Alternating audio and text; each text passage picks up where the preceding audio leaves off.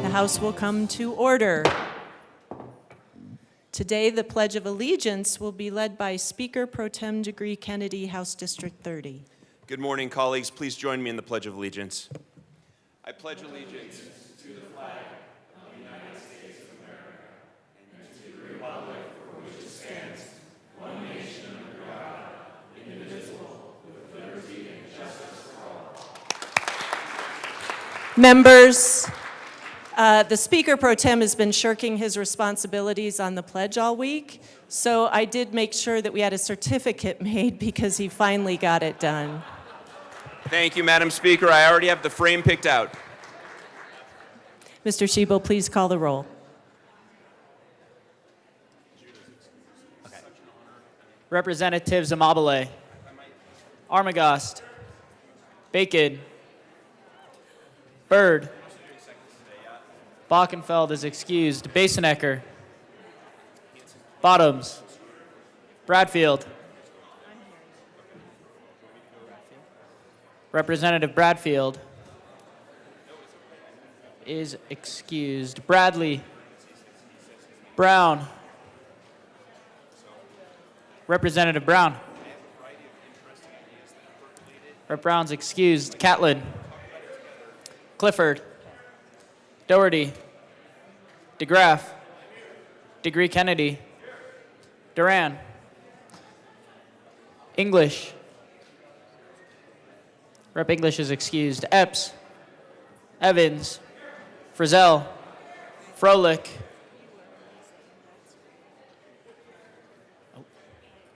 Garcia, Hamrick, Hartsook, Hernandez, Herod,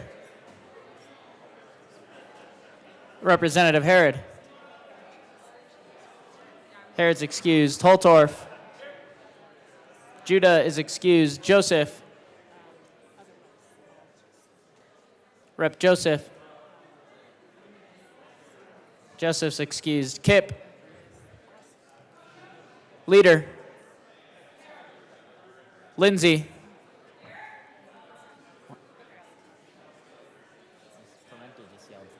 Representative Lindsay. Linstead. Lindsay's excused for now. Linstead is here. Luck. Lukens. Lynch. Mabry.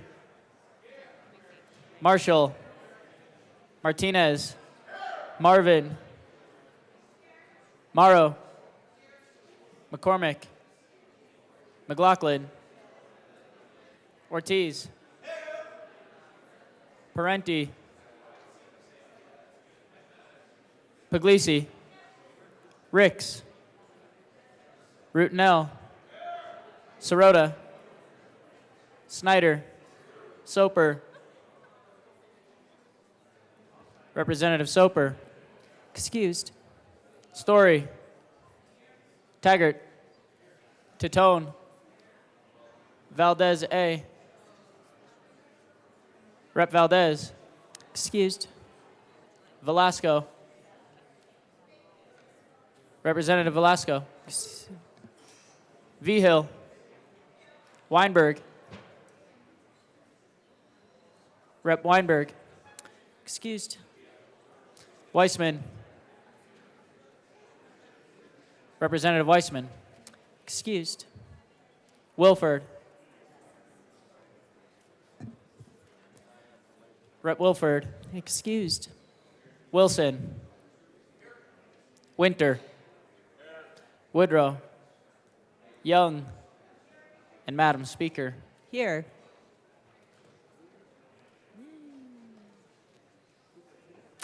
With 53 present, 12 excused, 52 present, 13 excused, we do have a quorum.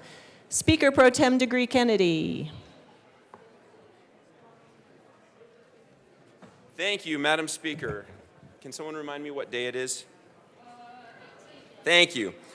I move that the Journal of Wednesday, April 17th be approved as corrected by the Chief Clerk. Members, you've heard the motion that the journal be approved as corrected by the Chief Clerk. All those in favor say aye.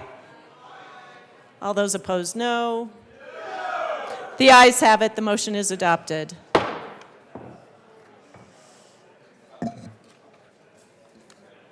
Members, we do have business to tend to. I will invite you to take your seats. Thank you. Madam Majority Leader. Thank you, Madam Speaker. I move to proceed out of order for consideration of memorials. Seeing no objection, we will proceed out of order for consideration of memorials. Members, again, I will invite you to take your seats. We do have a memorial. Mr. Schiebel, please read the title to Senate Joint Memorial 3. Senate Joint Memorial 3 by Senators Lundin and Gardner, also Representatives Wilson and Puglisi, memorializing former Senator Keith King. Representative Wilson. Thank you, Madam Speaker. I ask to move Senate Memorial 003 and ask that it be read at length. Mr. Schiebel, please read our memorial. Whereas former Colorado Representative, Senator, businessman, and education leader Keith King was born in Tekoa, Washington on March 12, 1948. And whereas Senator King began his lifelong dedication to education by earning a bachelor's degree in industrial education at Colorado State University, Pueblo in 1970, and a master's degree in vocational education at Oregon State University in 1976. And whereas Senator King married his wife Sandy in 1972, and together they had 2 sons, Jeremy and Brandon, and eventually 5 wonderful grandchildren. And whereas Senator King began his career teaching high school in California and Oregon in the 1970s. During this time, he and his 1976-77 industrial mechanics students took on an impressive class project, building a house on a job site. And whereas in 1977, Senator King returned to Colorado and started a new phase of his life as owner of Waterbed Palace, a business that thrived under his leadership, eventually expanding to 18 stores in 6 different states. And whereas in 1991, Senator King was elected to the Cheyenne Mountain School Board, and after the end of his term in 1995, he helped found Cheyenne Mountain Charter Academy, serving as its president from 1995 until 1998. And whereas Senator King began his legislative career in the Colorado House of Representatives in 1998, he served 4 terms and was elected Assistant Majority Leader in 2001 and Majority Leader in 2003. As a testament to his leadership, he was named Legislator of the Year in 2002 by the Colorado Springs Chamber of Commerce and in 2003 by the Economic Development Council of Colorado. And whereas carrying his passion for education to the State House, then Representative King soon began to build on his predecessor's work on the charter school system. In his very first session as a legislator, he sponsored 2 important bills to improve charter school operations. In sessions that followed, he also focused on the funding systems for education, sponsoring the College Opportunity Fund bill and the annual school finance bill. And whereas after 2 years away from the General Assembly, he ran for the Colorado State Senate and was elected to represent District 12 in 2008. Senator King would go on to serve 4 years in that role. And whereas Senator King was known for his attention to detail as a legislator and earned the title of Amendment King during his time at the state capitol. No one read bills more thoroughly than King, said former Senator Evie Hudak, with plenty of amendments to follow. And whereas in 2012, upon King's retirement from the Senate, then Senator Mike Johnson said, Senator King has done as much for education policy in the last 14 years as anyone in the state, both on the ground, running a school, and working in education policy. And whereas current legislators continue to admire Senator King and his legacy, such as Representative Don Wilson, who called Senator King a humble and hardworking man that so many of us looked up to, Keith had an amazingly positive impact on Colorado that will not soon be forgotten. And whereas when this dedicated policymaker left the State House, he continued his public service on the Colorado Springs City Council and on numerous boards and planning councils for charter schools throughout the state. And whereas Keith's goal is to honor his Lord and Savior Jesus Christ by his favorite scripture, Psalm 71, verses 14 through 18, as for me, I will always have hope. I will praise you more and more. My mouth will tell of your righteous deeds, of your saving acts all day long, though I know not how to relate them all. I will continue to proclaim your mighty acts, sovereign Lord. I will proclaim your righteous deeds, yours alone. Since my youth, God, you have taught me, and to this day I declare your marvelous deeds. Even when I am old and gray, do not forsake me, my God. I will declare my power to the next generation, your mighty acts to all who are to come. Now, therefore, be it resolved by the Senate of the 74th General Assembly of the State of Colorado, the House of Representatives concurring herein, that we, the Colorado General Assembly, honor Senator Keith King for his many years of service to our state and the impact his work will have for generations to come. Representative Wilson. Thank you, Madam Speaker. Senator King was just an amazing person in our area. When I first started to learn a little more about the politics in my area, so many people told me, well, have you talked to Senator King yet? And I had no idea who this guy was. And as I learned more, he was one of those people that the more you learned about him, the more you learned how influential he was and the things he participated in. I got the pleasure of talking to Senator King probably about the week before his passing. And him and his wife were so positive. It was amazing. She was talking about how bad his health was and where they knew they were headed, but yet she still had this hope and peace in her voice to continue and to see the positive in it. So the loss of Senator King is a huge loss in my area and for the state.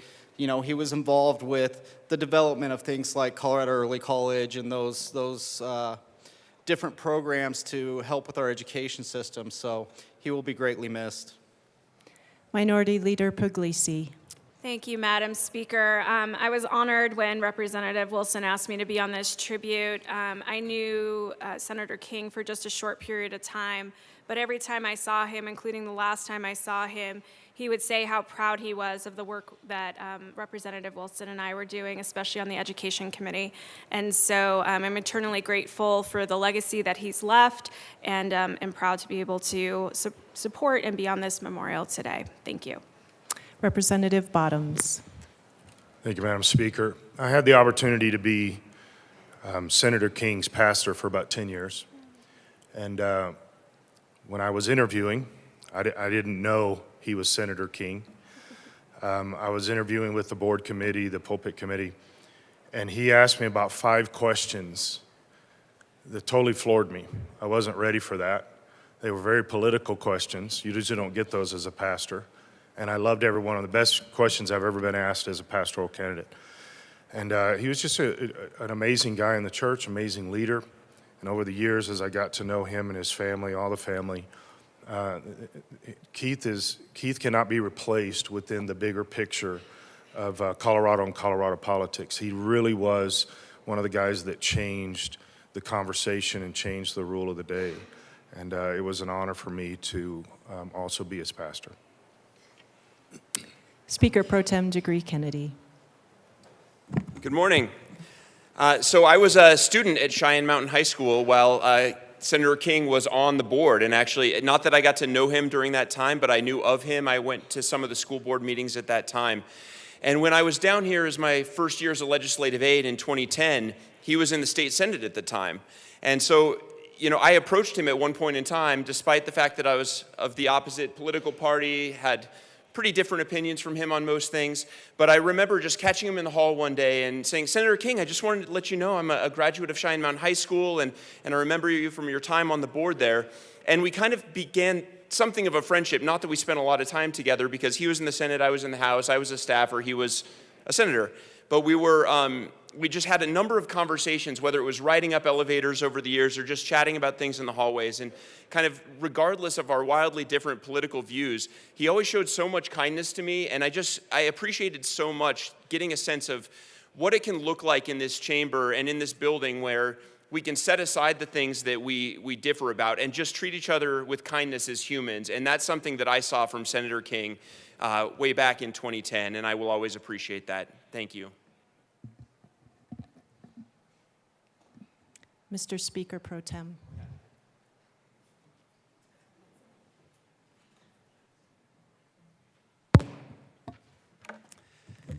Madam Speaker. Sorry, members, I didn't move fast enough. Thank you, Mr. Speaker Pro Tem. And I, too, want to lift up Senator King. I met him when I was working in an administration before this one. And while I did not know him well, and philosophically we had differences on the world of public education, his legacy continues to inform and guide policy we bring today. I am so proud that on this day, the minority leader and I will be bringing forward a policy in education that touches upon bills he ran years ago and continues to further his legacy and his powerful impact on public education and the students of our state even today. I hope that for all of us, we someday too may be seen having left a legacy that means a great deal to this state and the people that we serve. Thank you.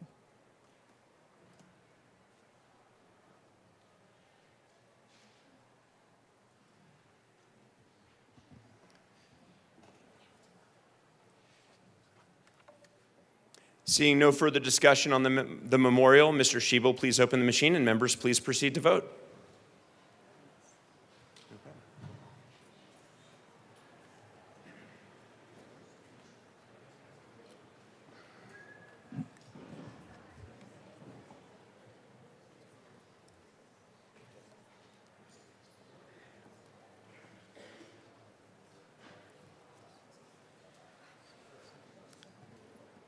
Reps Holtorf, Valdez, and Winter.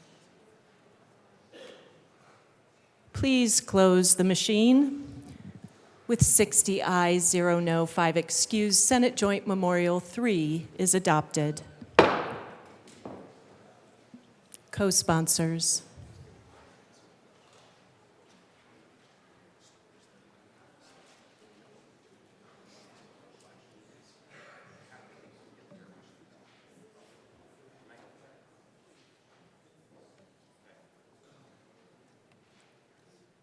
Please close the machine. Madam Majority Leader. Madam Speaker, I move for Senate Bill 14, House Bill 1433, and Senate Bill 19 be removed from the special orders calendar and placed back on the general orders second reading calendar. Seeing no objection, the bills listed by the Majority Leader will be removed from the special orders calendar and returned to the general orders second reading calendar. Madam Majority Leader. Madam Speaker, I move that the following bills be added to the special orders calendar on Thursday, April 18th, 2024 at 9:26 a.m. House Bill 1236, House Bill 1008, House Bill 1009, House Bill 1115, House Bill 1173, House Bill 1288, House Bill 1381, and House Bill 1435. Madam Majority Leader, I believe the first bill you listed is House Bill 1436, correct? Correct, Madam Speaker. Thank you. Members, seeing no objection, the bills listed by the Majority Leader will be added to the special orders calendar on Thursday, April 18th at 9:26 a.m. Madam Majority Leader. Madam Speaker, I move House Bill 1286, which is already on the special orders calendar, to follow House Bill 1115 on special orders. Seeing no objection, House Bill 1286 will follow 1115 on the special orders calendar. Representative Parenti.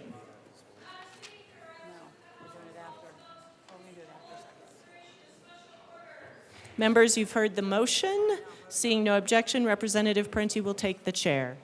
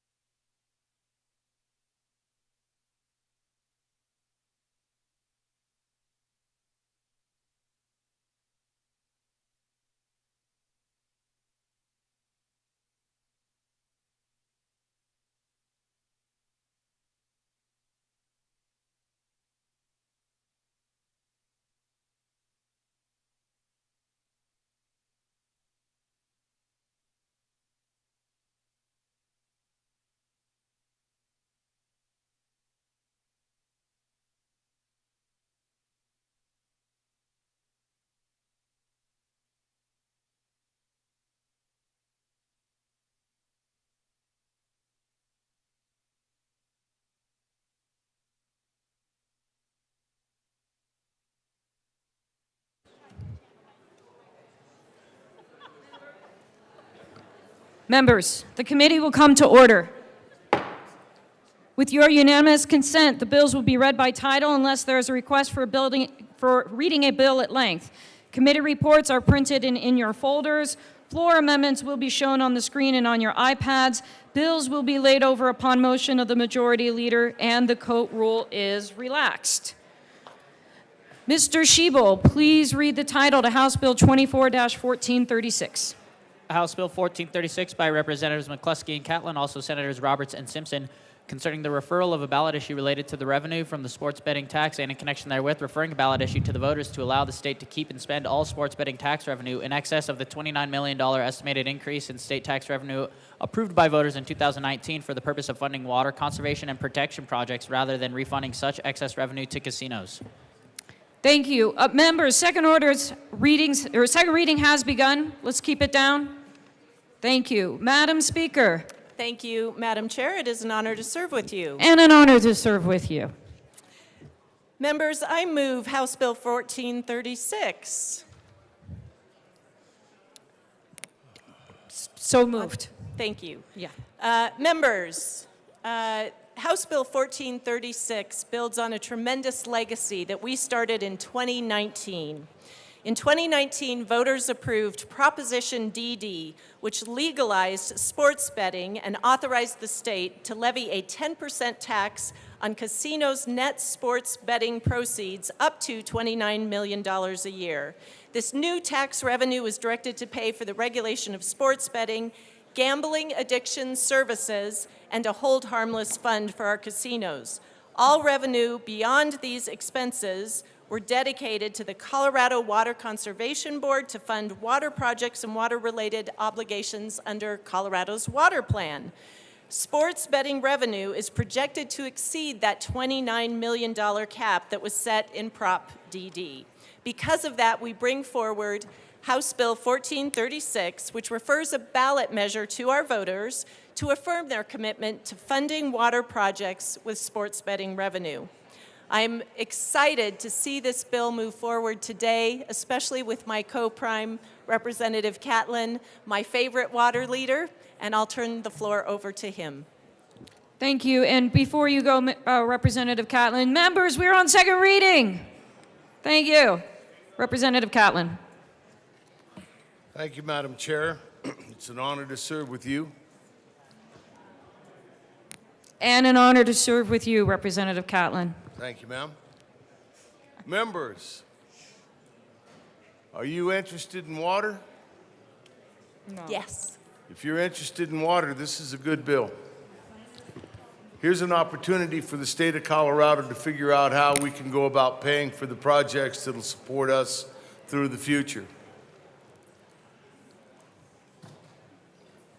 You've heard me say a number of times that water is the lifeblood of Colorado, and it's probably getting old by now. But it is the basis of everything that we're doing in the state of Colorado right now, and will be as we go out into the future. What this bill is going to do is refer a measure to our voters across the state of Colorado to decide whether or not they want to affirm their commitment to funding water projects with sports betting revenues. What we are trying to do is to find a source of revenue where the state of Colorado can march forward into a future where we have the water that we need. We're going to be putting these dollars into the Colorado Water Plan. You've heard us talk about the Colorado Water Plan. It's been in service long enough now that we know that it's working. What we are trying to do is to create funding for those projects that are listed in the Colorado Water Plan, and as we go forward, new ones. But we're going to be scaling up ag water education and funding outreach grants and the types of things that introduce and educate our communities as to how valuable water is. When we passed DD, we had no idea how successful sports betting might be. But since that day, sports betting has taken on. It's got traction. People are doing it. They like it. It's a hobby. It's something that they're enjoying. It makes them connected to the games they're betting on, evidently. But what this does is it creates a source of revenue where you and I don't have to pay for projects out of general fund dollars, which frees them up to do other things in the state, just like we're doing with our long bill. This is an opportunity for the state of Colorado to move forward. Members, you've heard me say it before. They taught me to say, don't talk too much. Good bill, vote yes. Is there any further discussion? Representative Soper. Thank you, Madam Chair. And I rise in support of this, coming from the Western Slope, and being a Coloradan, water is super important. And I remember campaigning for the referred measure a few years ago. I know some members may say, well, what's the connection between online sports gambling and water? There's probably not a lot, but I will tell you that we're always looking for a few extra dollars for water projects. And certainly in Colorado, water is our most precious resource. I recently spoke to the Horticultural Society, and I rhetorically asked, what's Colorado's #1 export? And I'll never forget, at the back of the room, a man stands up and yells, water. That's true. That is our #1 export.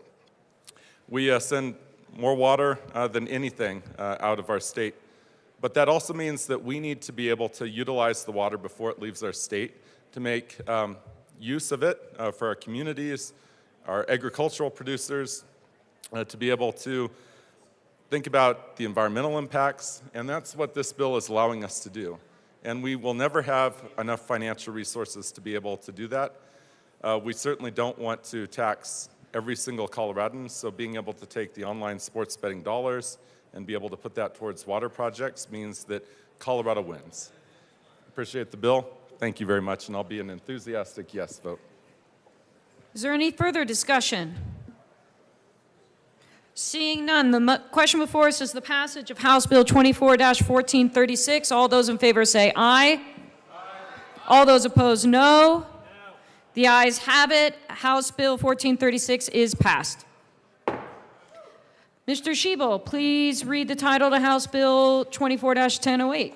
House Bill 1008 by Representatives Duran and Froelich, also Senator Danielson, concerning measures to expand general contractor accountability for wage claims involving contractors in the construction industry. Majority Leader Duran. Thank you, Madam Chair. I move House Bill 1008 and the Business and Labor and Appropriations Report. So moved. To the Appropriations Report, Committee report. Madam Chair, in Business and Labor, we ran multiple amendments. Oh, Ask for the passage, just say yes. Majority Leader Duran. thank you, Madam Chair. In appropriations, we were appropriated funds for the implementation for CDLE. Ask for an aye. And I ask Is for an the- aye vote. Is there any further discussion on the Appropriations report? Seeing none, excuse me. The question is the adoption of approach. Seeing none, the question before us is the adoption of the Appropriations Committee report. All those in favor say aye. Aye. Opposed, no. The ayes have it. The Appropriations Committee report passes. To the Business Affairs and Labor report. Majority Leader Duran. Madam Chair, in Business and Labor, we ran multiple amendments that added clarity to the process as well as the legislative declaration at the request of many of our stakeholders, and I ask for a yes vote. Is there any discussion on the Business Affairs and Labor report?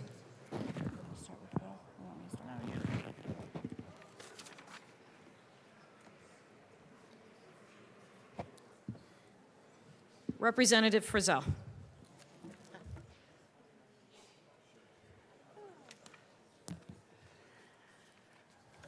Thank you, Madam Chair. Good morning to you. Good morning to you. Thank you. Members, we had quite a bit of conversation in the Business Affairs and Labor Committee around this bill. Have a lot of concerns about how it affects general contractors. And again, I always feel a little preliminary getting into an in-depth conversation on a bill that has not actually been adequately described to you, but I'm going to try. One of the things that we are very concerned about, or raised my spidey sense, was that this bill seeks to penalize general contractors for the actions of their subcontractors, even if they have no knowledge of those actions. And so specifically what we're talking about is if a subcontractor does not pay their employees, it is, according to this bill, going to be the fault of the general contractor. And the general contractor is going forward they would have to do specific things because of this bill in order to mitigate this concern. So I am very worried about the costs to general contractors, which would be passed along in the form of, in the case of residential housing, more expensive housing. And in the case of non-residential housing, it would increase those costs as well. Certainly, a general contractor is not going to be just absorbing these additional costs and, quote unquote, sucking it up. So I do have a couple of amendments that I would like to introduce that would amend the Business Affairs and Labor Committee report. So, members, first I would like to move L026 to House Bill 1008 to the Business Affairs and Labor Committee report of 10008 and ask that it be properly displayed.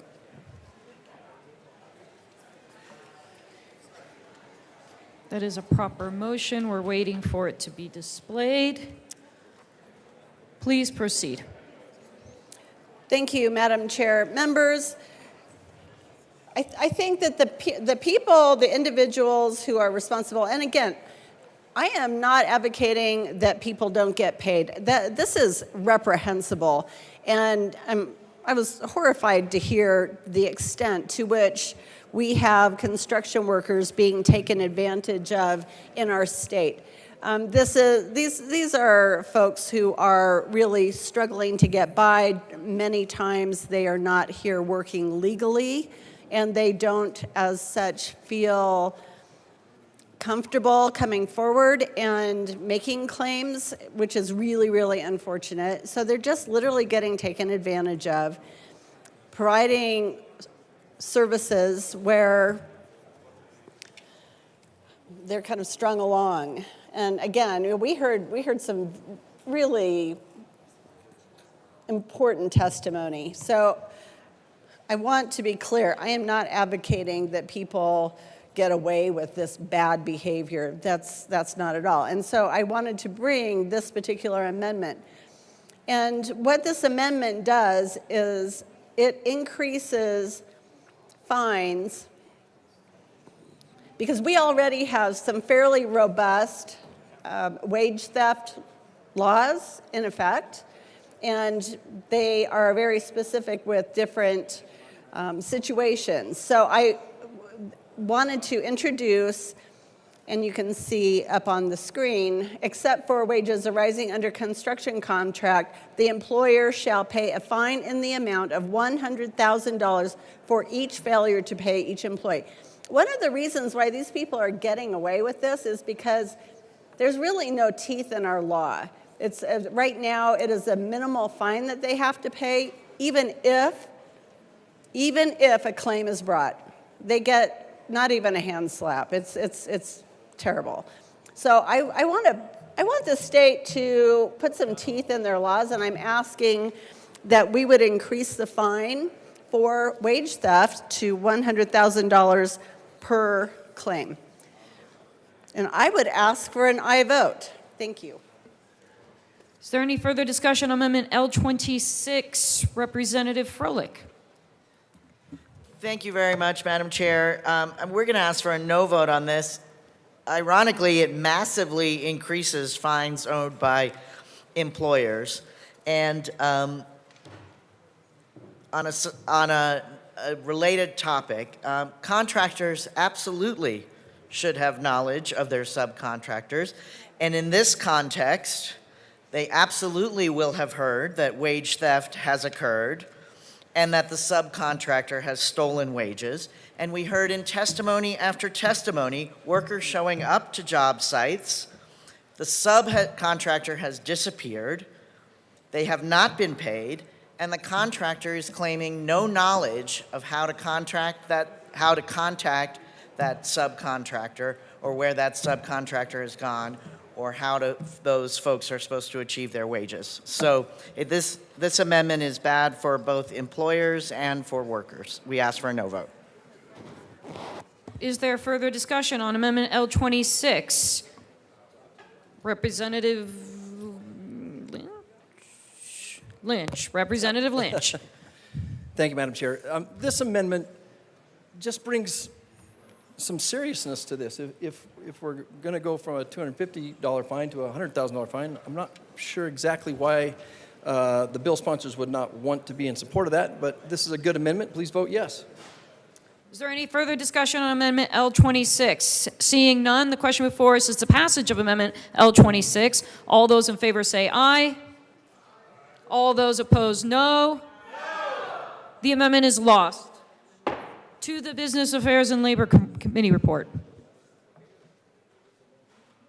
Seeing no further discussion on the committee report, the question before us is the passage of the committee report. All those in favor say aye. All those opposed, no. The ayes have it. The committee report is adopted. To the bill. Majority Leader Duran. Thank you, Madam Chair. Members, wage theft is a major problem nationally and in Colorado, with nearly $728 million in wages stolen annually from hundreds and thousands of Colorado workers. Women and workers of color are disproportionately impacted, according to a 2022 CFI report. Latino workers are the demographic group most likely to experience wage theft. This group makes up 20% of Colorado workers, but 28% of the high wage theft risk category. This is extremely concerning. Wage theft can include not paying someone for overtime, forcing someone to work through state-mandated meals or rest time, shortening paychecks by paying less than owed, or outright just not paying someone for their labor. This can leave many workers struggling to make ends meet, put food on the table, and provide for their families. Wage theft is an issue that I have prioritized in my tenure at the state legislature. In recent years, we have strengthened our state laws around wage theft, but there are still situations where workers can't recover the money they are owed. Many of these situations involve subcontractors. This is why it's even harder to recover money in the industry like construction, where you often have multiple layers of subcontractors, some who are undercapitalized or fly by night or simply disappear when it's time to pay workers. 17% of all wage theft claims that have been found valid after a full investigation come from the construction industry, despite the fact that construction makes up only 7 to 8% of workers in Colorado. According to the Federal Department of Labor, in 2023 and 2022, more money was stolen from workers in the construction industry than any other. This legislation is focused on the construction industry and requires general contractors to pay wages owed to workers if a subcontractor on their job site commits wage theft. This will create wage theft accountability by helping make sure that bad actors in the industry are held accountable. This legislation will support honest businesses, honest contractors who too often lose out on contracts to other businesses who underbid for the job but made up the cost by not paying the workers what they legally owe them. By ending wage theft as just how business is done, we are helping to level the playing field for the many honest contractors who are out there right now who compete against other contractors. Members, I ask for a yes vote on this House bill today. Thank you. Representative Froelich. Thank you so much, Madam Chair. Members, we're asking for your support on House Bill 1008. This makes an important statement that wage theft is theft. What is being stolen translates into rent money, school supplies, health care, and food on the table, and it's not right. Buildings are being built, housing is being built, and we are so grateful for the labor and effort that goes into that meaningful work. But over and over again, despite the fact that we've put a path to justice to recover wages, we continue to see workers being told to come back for a paycheck and then their employers disappearing. That is wage theft, and it is an injustice. It's also terrifically unfair to smaller, often women-owned and minority-owned businesses who are losing out to folks who are underbidding because they plan on not paying their workers somewhere down the line. This money is going into the system. It isn't making it all the way down to the workers. So we ask for a yes vote on House Bill 1008. Minority Leader Puglisi.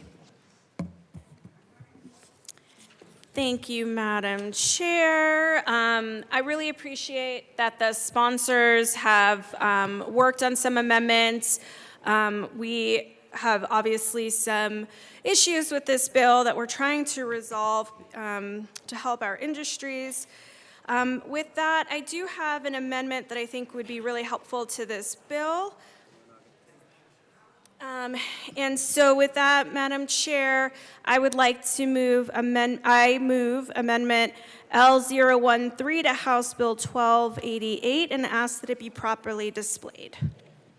That is a proper motion, waiting for focus, and please proceed. Thank you, Madam Chair. So this would just amend the printed bill, subsection 34. Oh, I'm sorry. This is not the right bill. With that, I will defer to another representative. Thank you. And Minority I Leader. withdraw my motion. The amendment is withdrawn. Representative Mabry.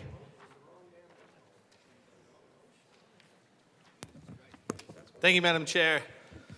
I want to thank the bill sponsors and all the advocates for working on this critical piece of legislation. And I have to say that I found some of the comments that were against this legislation incredibly frustrating. In committee, the implication was basically that we need to accept a certain level of wage theft in order to maintain market incentives where they are. And I found that so incredibly offensive because in this country, we view theft incredibly differently depending on who is doing the stealing. If you steal some bread from the grocery store to feed yourself, you are far, far, far more likely to suffer the consequences than a predatory employer who is stealing wages from their workers. We also heard in committee that this is a solution in search of a problem. But this bill wouldn't have been brought if this wasn't a problem. In committee, the room was packed with workers. And some of the workers we heard from skipped out of their jobs to advocate for a better world for people like them. And there's a consistent push to never disturb market incentives, even if we're trying to prevent very real harm suffered by some of our most vulnerable communities. And to me, that's incredibly troubling. This legislation is about holding bad actors accountable, and these actions, this wage theft, ruins lives. The bill provides an incentive for general contractors to better vet who they are working with. That's it. Just vet who you're working with. The implication of the testimony against this legislation is that we must learn to tolerate or ignore a certain amount of wage theft in the interest of preserving higher profit margins to serve as an incentive for developers to build more? Shame on the people who are saying that. That's not right. That is not right. We crack down and advocate for cracking down on petty theft, but when people are stealing wages from workers who have often traveled far distances to come to this country. We had a lot of migrant workers in that committee testifying about how their wages were stolen. People in pursuit of improving their lives, what we call the American dream. We should protect them, and I'm a strong yes on this bill. Representative Joseph. Thank you, Madam Chair. I just wanted to add to this narrative and speak frankly. Over the summer, I had a town hall in my district, and there were a group of union members who show up to my town hall, and they came from Aurora and other further places around the state, and they wanted to talk to me about this very issue and this bill. And again, I understand that we need businesses to ensure that our community is working, but at the same time, we have to ensure some protections for all workers, and this bill, it will do that. We want to make sure that community members get paid fair wages and their wages are protected, and this bill will do that. And I understand some may say, hey, we want to protect businesses. Yes, we need to protect businesses, but we also need to protect workers because businesses cannot be profitable without workers. And this bill will do that, and I ask for a yes vote. Vote yes for all the workers in our communities to ensure their wages are protected. Most businesses are doing the right thing, ensuring that their workers are paid, but the few that are not doing right by our community members, they need to be held accountable as well. So this bill is not just about regulating businesses, it's about the businesses that are not doing the work. Please vote yes on this bill. Thank you. Representative Luck. Thank you, Madam Chair.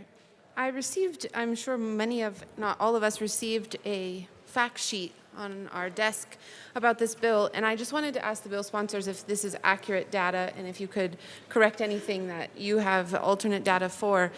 It notes here that in 2023, CDLE had 9% of its complaints related to wage theft come from the construction industry. So presumably 91% of these wage thefts are in other industries, and so that's the first question is that an accurate number? The second number that they provide here suggests that in 2023, CDLE found only 164 of the 180,000 complaints had merit. It says 2023 wage claims filed with CDLE where employer had liability was 164 out of 180,000. And then the last point that they have here, just as a factual basis for the rest of their argument, is that the construction-related wage claims at CDLE actually fell for each of the last 3 years, while overall wage claims against non-construction employers increased. So if you could just speak to those three factual statements, I'd appreciate it. Representative Froelich. Thank you, and thank you very much for the question. Thank you, Madam Chair. Folks, there are different aspects to different sectors of the economy. And so to say that this only affects 9%, that's the whole point of the bill, to go into this sector specifically, address the specific factors that are driving wage theft in this sector, which are different from restaurant and hospitality, which are different from tourism. Different sectors have different challenges. This bill addresses construction with its unique challenges. I would also say that if the wage theft claims that go to CDLE are being found to not hold up, that's the system working. And for the folks that are adjudicated, that's the system working. What we're trying to do here is address the scenario which we've described over and over again, where the subcontractor has disappeared, where they are not ethical, fly-by-night folks, undercapitalized. And this is a path to justice for those folks who have been a victim of those particular folks. Representative Luck. Thank you, Madam Chair, and thank you for those answers. So if I am hearing properly, there isn't any argument against these facts as facts. There's just an interpretation as to why you guys are doing what you're doing in relation to this. So thank you for those answers. I will just note then that if less than 10% of the complaints come from the construction industry and only 164 of the total set of complaints that come into CDLE have been found meritorious, then really we're doing this policy for presumably 16 people that have been noted in CDLE numbers. Representative Froelich. Thank you very much, and thanks for the comments from our colleague. That is the folks who have been able to find the person to complain to. So it is a subset of a subset, and that's exactly why we're trying to address the bill. Members, it's getting a little loud. Please keep your voices down. Representative Luck. Thank you, Madam Chair, and thank you for that response. But if I'm understanding correctly, we have a program right now that allows for complaints to be filed through a well-known and established state agency. Under this bill, we are, in essence, creating a court type of a system that presumably would create more barriers to access for that class of people that you're pointing to that don't yet know about this particular complaint process. Is there further discussion? Representative Lynch.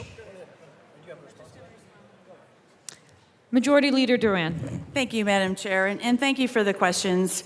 You know, I think one person not getting paid is one too many. And I think we can kind of go, back and forth on data, percentages, numbers.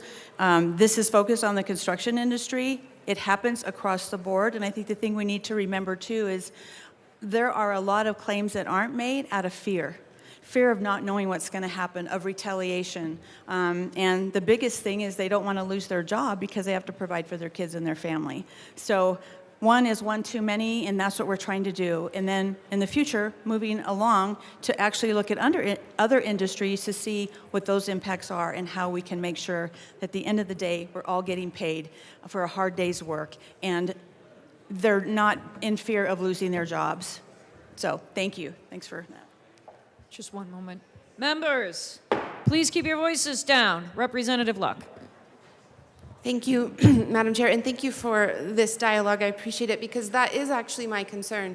If we change this policy in this way, where we are in essence requiring general contractors to indemnify all of their subcontractors, my concern is that general contractors will not be open to new businesses, to new subcontractors, to other folks who might want to work with them for fear that they will not actually have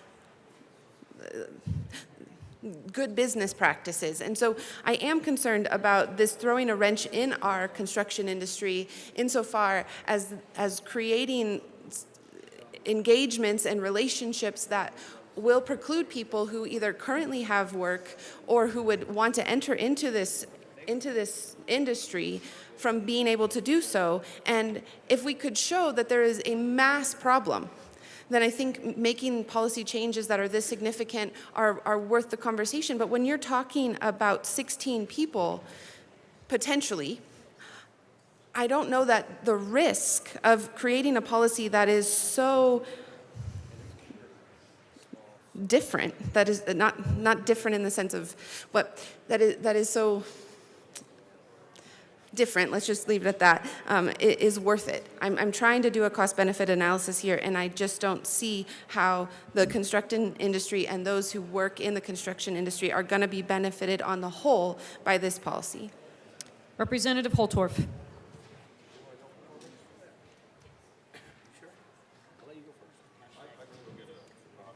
No, it's okay. Come on. Madam Chair, I'm trying to be kind to my colleague from Douglas County in an effort to work in a bipartisan manner. I'd like to yield to Representative Marshall, then I will follow him. Madam. Representative Marshall. The floor is yours. Thank you, Madam Chair. It's an honor to serve with you. And an honor to serve with you. Colleagues, I rise to support this policy very strongly. I was told about this policy before session started and talked to a few people, and it said the concept is absolutely correct. I was worried there may be a bit of overregulation in it, but at the end of the day, the concept of you get the work done on the project, the workers should be paid. And I understand the subcontractors are a subset and their own entities. But if the general contractor got the work done on the project, as between the workers being able to ensure that sub pays them or the general contractor ensuring that the workers get paid, the general contractor is in a far better and far stronger position to ensure those workers get paid than the workers themselves.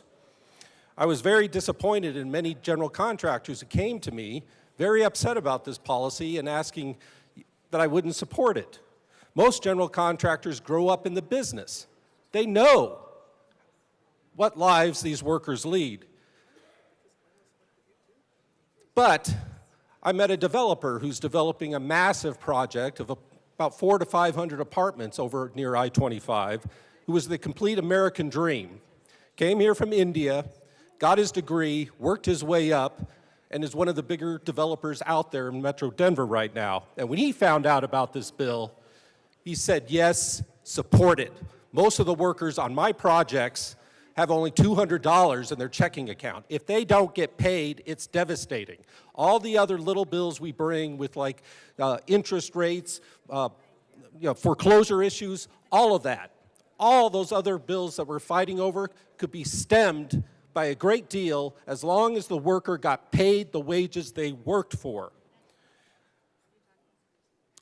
He was in full support and said any contractor who ever worked on his project and didn't pay the workers would never see work again in all of Metro Denver if he could make sure of that. And then finally, colleagues, I'm frequently asked ever since I began getting involved in politics, quite a few of my constituents and people that I meet, they often frequently ask, where are the old Democrats? We miss those. Where are those old Democrats? Here they are. Here they are.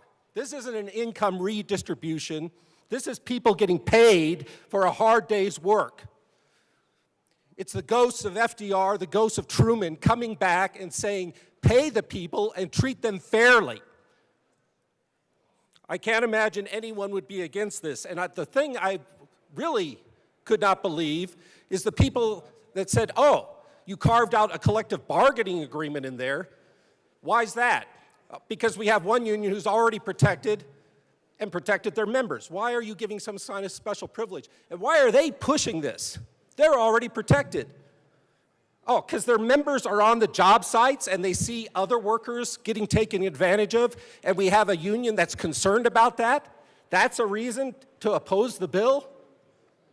Again, colleagues, there is no reason to not conceptually support this bill.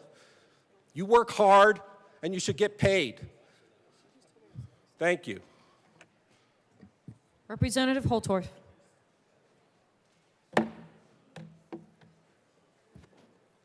Thank you, Madam Chair. Robust and vigorous debate. That's what we do in the chamber. I appreciate my colleague from Douglas County. I have a concern for new subcontract entrants into construction. Because with this legislation now, there's going to be a more rigorous litmus test because liabilities shift. From those subcontractors that may be fly-by-nighters who try to take a swing at it and they can't make it and they go broke. And they're out. And everybody knows when a company goes broke, nobody's getting paid. Because the company's out of business. Now we need to promote in every way possible industry, businesses to make sure those companies can thrive and don't go broke.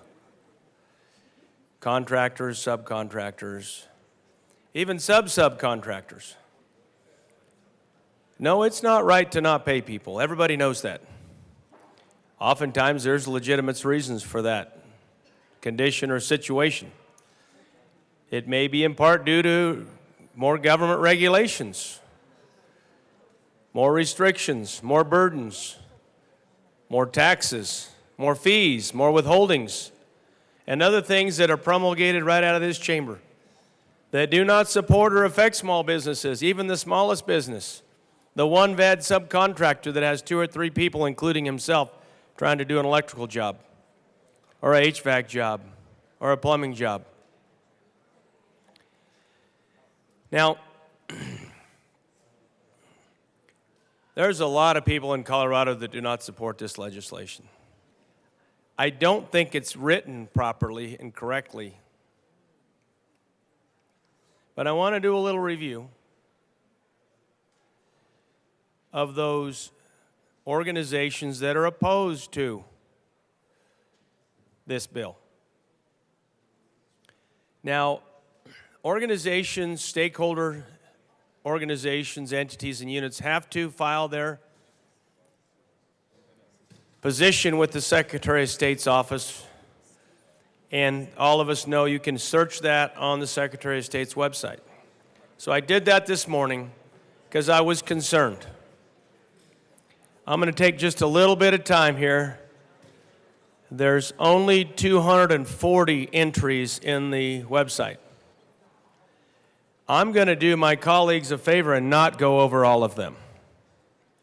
I think that would be unfair in the spirit of time, which I'm very attuned to in this chamber. But I do want to highlight the most important ones that really jump out at me. So I'm going to put my glasses on and go over this.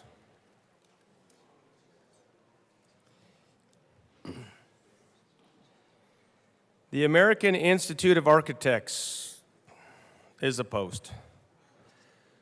Association Governments of Northwest Colorado is opposed. Adams County Regional Economic Partnership is opposed.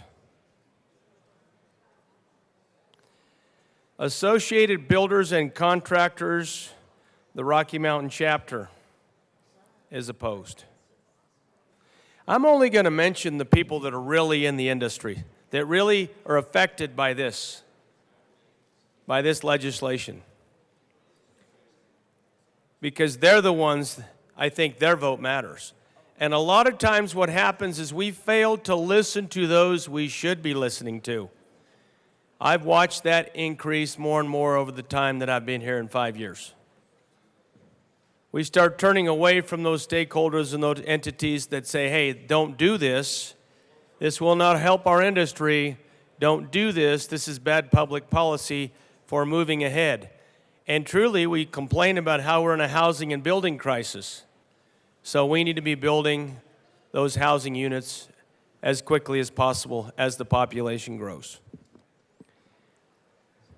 Allow me to continue. Associated General Contractors, opposed.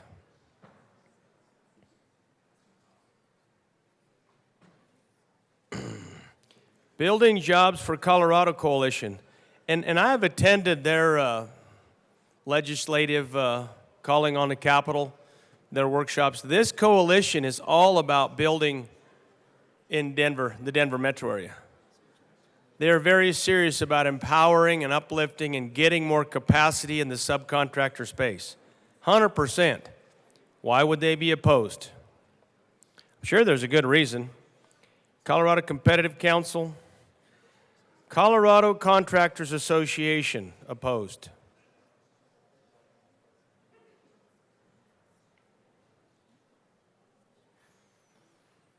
Colorado Association of Home Builders are opposed and or amend. So they're already saying something should be changed. I don't know if the bill sponsors have any amendments to meet that particular association's concerns, but I don't believe so. Now, for those following along at home, this goes in alphabetical order, if that will help you. Colorado Chamber of Commerce. That's one we might want to listen to. Opposed. Colorado Civil Justice League. Opposed. Now, there's some organizations here that have nothing to do with construction. I'm not even going to lift them up in my presentation, but you know, their voice doesn't even rate. If you're not in the building industry, if you're not the contractor, you're not in the construction business, your vote doesn't even rate in my book. You know, education, lawyers, all these people. How about Colorado Springs Chamber of Commerce, opposed? Colorado Springs Economic Development Committee, opposed.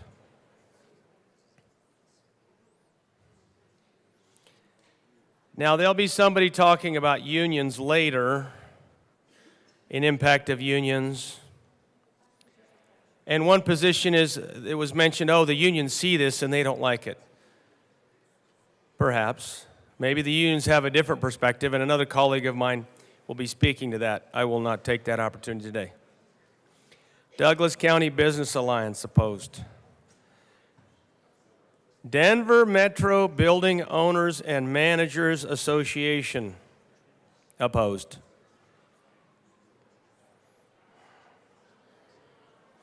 Here's the one that is very frustrating for me. Hispanic Contractors of Colorado, opposed/monitor or amend. So for my Hispanic colleagues and Latino colleagues in this chamber, you should ask yourself why. And what are the bill sponsors doing to lift up and meet the needs of your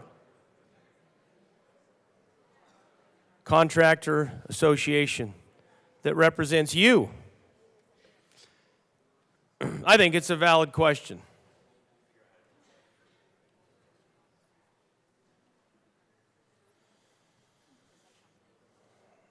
Independent electrical contractors of the Rocky Mountains, opposed.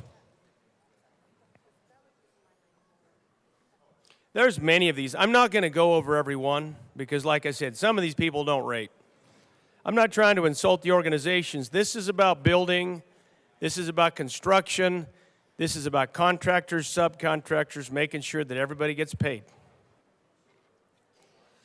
So, you can look over my shoulder. You might have already looked at this. Yeah, but and you can. You don't have to because I'm going to do this for them. So, nope, that one's not one. National Utility Contractors Association, opposed. And the bill sponsors might want to, and I'm sure they can explain why there's so much opposition in this space and what they did in stakeholdering to address these issues. Rocky Mountain Home Association, opposed. I won't say all of them. In deference to time, ma'am. And the bill sponsors. I won't go through all these. There's so many. Excuse me, sir. What are you doing? He likes us together. Oh, okay. You videotaping? Just taking a picture. Okay. Please continue, Representative Holtorf. Thank you. I think in past times it's been a little disturbing when someone's at the well and there's cameras start coming up to the front row. So I'd appreciate a little deference in that to give some space to that person that's in the well. Thank you. I appreciate that. I'll continue. Rocky Mountain Mechanical Contractors Association are in a monitor position. South Metro Denver Chamber, for those of you that represent the South Metro area, opposed.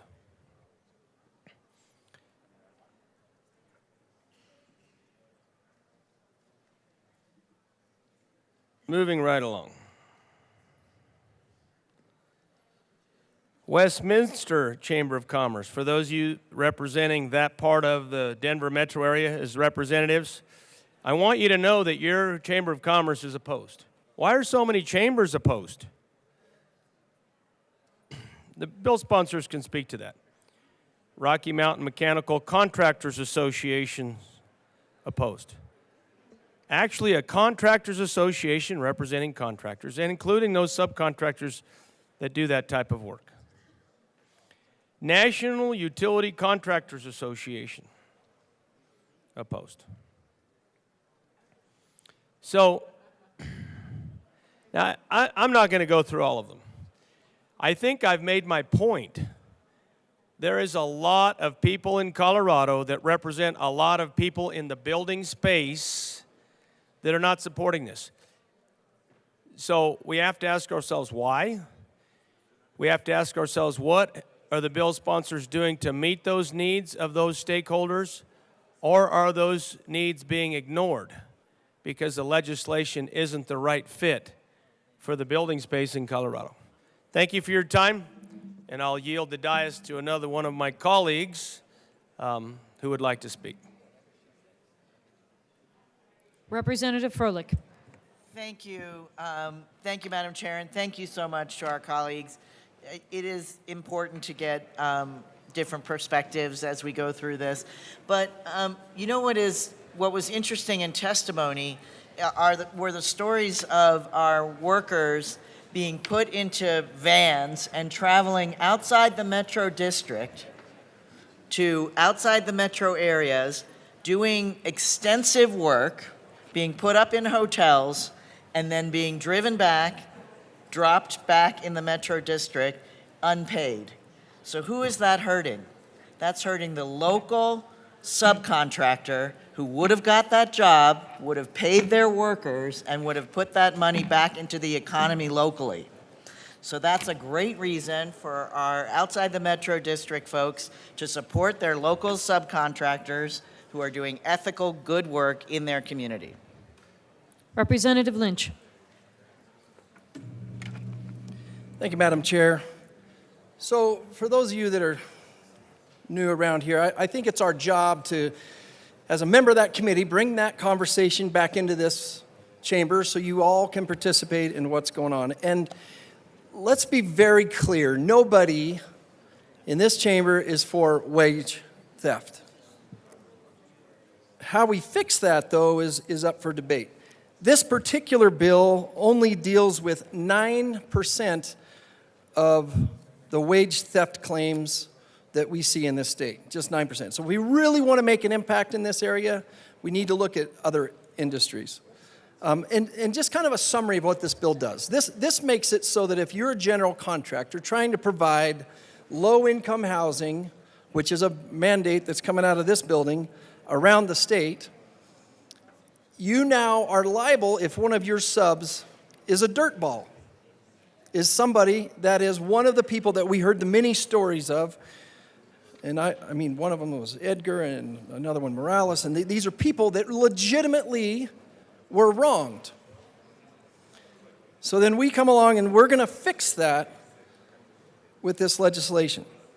We heard tons of testimony, and I want to thank my colleague from Akron for talking about all of the overwhelming opposition to this bill. The list of opposing was way bigger than the ones that were for it. And this happens a lot in committee. For those of you that don't have the patience to sit in through committee, watching in the gallery, you'll see this overwhelming voice come. And the overwhelming voice came from that opposition. And these were people that said to us in committee, they said, this is going to increase the cost of housing. Why? Well, now you have general contractors, developers that now are hesitant to hire that new, and honestly, from testimony, we heard Hispanic started up drywall operation that wants to get into the business, but now you've got hesitation from these general contractors because they're worried that they're going to get fined if that that subcontractor doesn't pay his people. We've got laws about this that are in effect, and as was brought by one of my other colleagues, it looks like this was 16 cases in the state this year. One of the other things that was interesting to me was the room was filled with union people. And I couldn't figure that out because last time I checked, unions make sure that they pay their employees. And we heard from my colleague about the big heart of these unions and why these unions were there, because they saw those poor people not being paid, and so they were going to come and help out and by getting behind this legislation. Let's look at that a little differently. If we legislate that it's harder for a general contractor to hire somebody that is not union, who does that benefit? Well, I'll do the math for you. The reason the union was there testifying for this bill is because this helps unions. This helps unions by legislating a competitive environment that makes it harder for a developer in a free market system to hire whoever they want. That's what I think this bill is really about. And it really goes against what we're trying to do in this state. If we're truly trying to make housing more affordable in this state, why are we making it harder for people to be hired into those industries? So overall, that's your summary of what went on in the committee. This is a really bad idea that doesn't push us down the road or really solve much of a problem other than those 16 people that were wronged. Don't get me wrong. Don't get me wrong here. Those people were wronged and their wages were not paid. But for us to hurt the entire industry with the response for those 16 people is just not a good idea. This is a bad bill. Vote no. Representative Leader.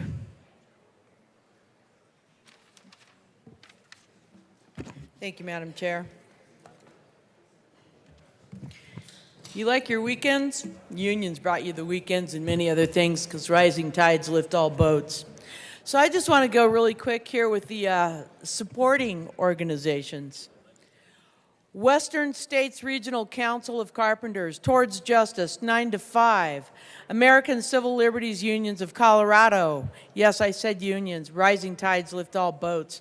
American Federation of Teachers of Colorado, Centennial State Prosperity, City and County of Denver, Colorado American Federation of Labor and Congressional Industrial Organizations, Colorado Building Construction Trades Council, Colorado Center on Law and Policy, Colorado Counties Acting Together, Colorado Education Association, Colorado Fiscal Institute, Colorado Jobs with Justice, Colorado Latino Leadership, Advocacy, and Research Organization, Colorado, where I have a wonderful fellow from, Colorado Organizations for Latina Opportunity and Reproductive Rights, COLOR, Colorado State Legislative Board, Brotherhood of Locomotive Engineers and Trainmen, Colorado's People Alliance, COPA, Colorado Plaintiff Employment Lawyers Association, El Centro Humanitario, Hispanic Affairs Project, Interfaith Alliance, International Union of Painters and Allied Trades, Mountain Dreams, Rocky Mountain Pipe Trades District Council 5, Soul to Soul Sisters, Together Colorado, Voices Unite Us. People, if you cannot be in business by doing it right and you don't want to pay your people what you should pay and hold people accountable, then perhaps you should not be in business if you're not paying your people. Thank you. Representative Lynch. Thank you, Madam Chair. And I want to thank my colleague for solidifying my point. I don't know if you heard any names there that were not unions. So do the math. Representative Hernandez. Good morning, colleagues. I appreciate the robust debate that our colleagues are bringing to us in this issue. I also want to rise in support of this bill and thank the bill sponsors for bringing this. For context, my district is on the north and west side of Denver. We have one of the largest influxes of migrant populations in the migrant crisis that has taken place, and that's present in our school populations. And if our school populations are experiencing it, then we know who their parents are. And so I want to be very clear about how I'm coming into this issue, why I advocate for this issue in this way. Often in this chamber, our colleagues will talk about being tough on crime and why we need to stop the bleeding wound of crime in the state of Colorado. I want to be very clear, wage theft is the largest form of theft that takes place in the 21st century in the state of Colorado. It is more than any automobile theft that we would potentially discuss, but to the bill. I want to be very clear that wage theft is a really important issue because we're talking today about creating conditions where you cannot steal from employees that have already done the work that you've asked them to do. Workers are being paid benefits the entire industry, including small contractors, including people, because it is about consistency and dignity for all people in those places. I would also assert, similar to my colleague that came up here before, that if a company goes broke, if a company cannot operate a sustainable business without stealing from their own employees, then maybe you shouldn't be in business. Straight up. You should not be in business if you cannot pay people for the work you are asking them to do. It is flawed. It is wrong. And to the final point of debate that I do think is really fascinating about the increased cost of housing. Often in this chamber, we're talking about affordable housing and what that means. And while I understand that industry is a key component about increasing the housing stock, about making sure that we can develop new places for people to live because we understand that we have to make those things possible, that if we are going to increase the cost of housing because we are going to pay people appropriately, I would ask the question that if we steal people's wages, where do we expect them to be housed? Where do we expect them to be able to afford rent? Where do we expect them to go? And if we don't have an answer for what that is, and we're just going to say, oh, this is going to increase the cost of housing because it's going to cost the appropriate cost to compensate people who are doing work to make sure that we have the housing in the first place, then again, I would ask the similar question. We had a representative come up here and read off the number of people who are opposed to this bill. I would ask them the question, why are you opposed to paying your workers adequate wages that have already been due? And why are you in favor of potentially risking their housing for an industry to provide housing to who?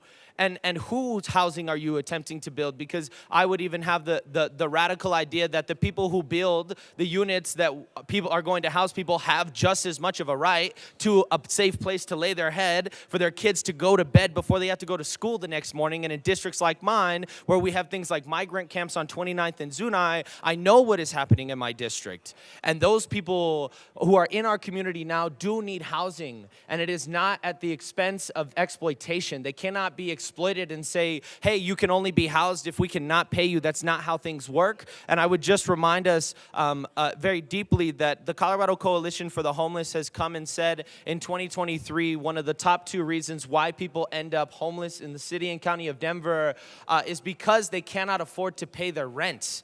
And I would just remind us that if you do not pay workers what they are owed for a job they have already done, it's very difficult for them to pay their rents. And then when they end up in a place where they have unstable housing or they may suffer from homelessness, folks in this chamber are not acting in good faith to provide resources on that end either. And so I just want to come into this conversation and say this is a root cause issue, that if we can pay people what they deserve for work they have already done, it will lead to infrastructurally benefited causes and conditions in housing and in all these other places as well. I rise in support and I ask for an aye vote.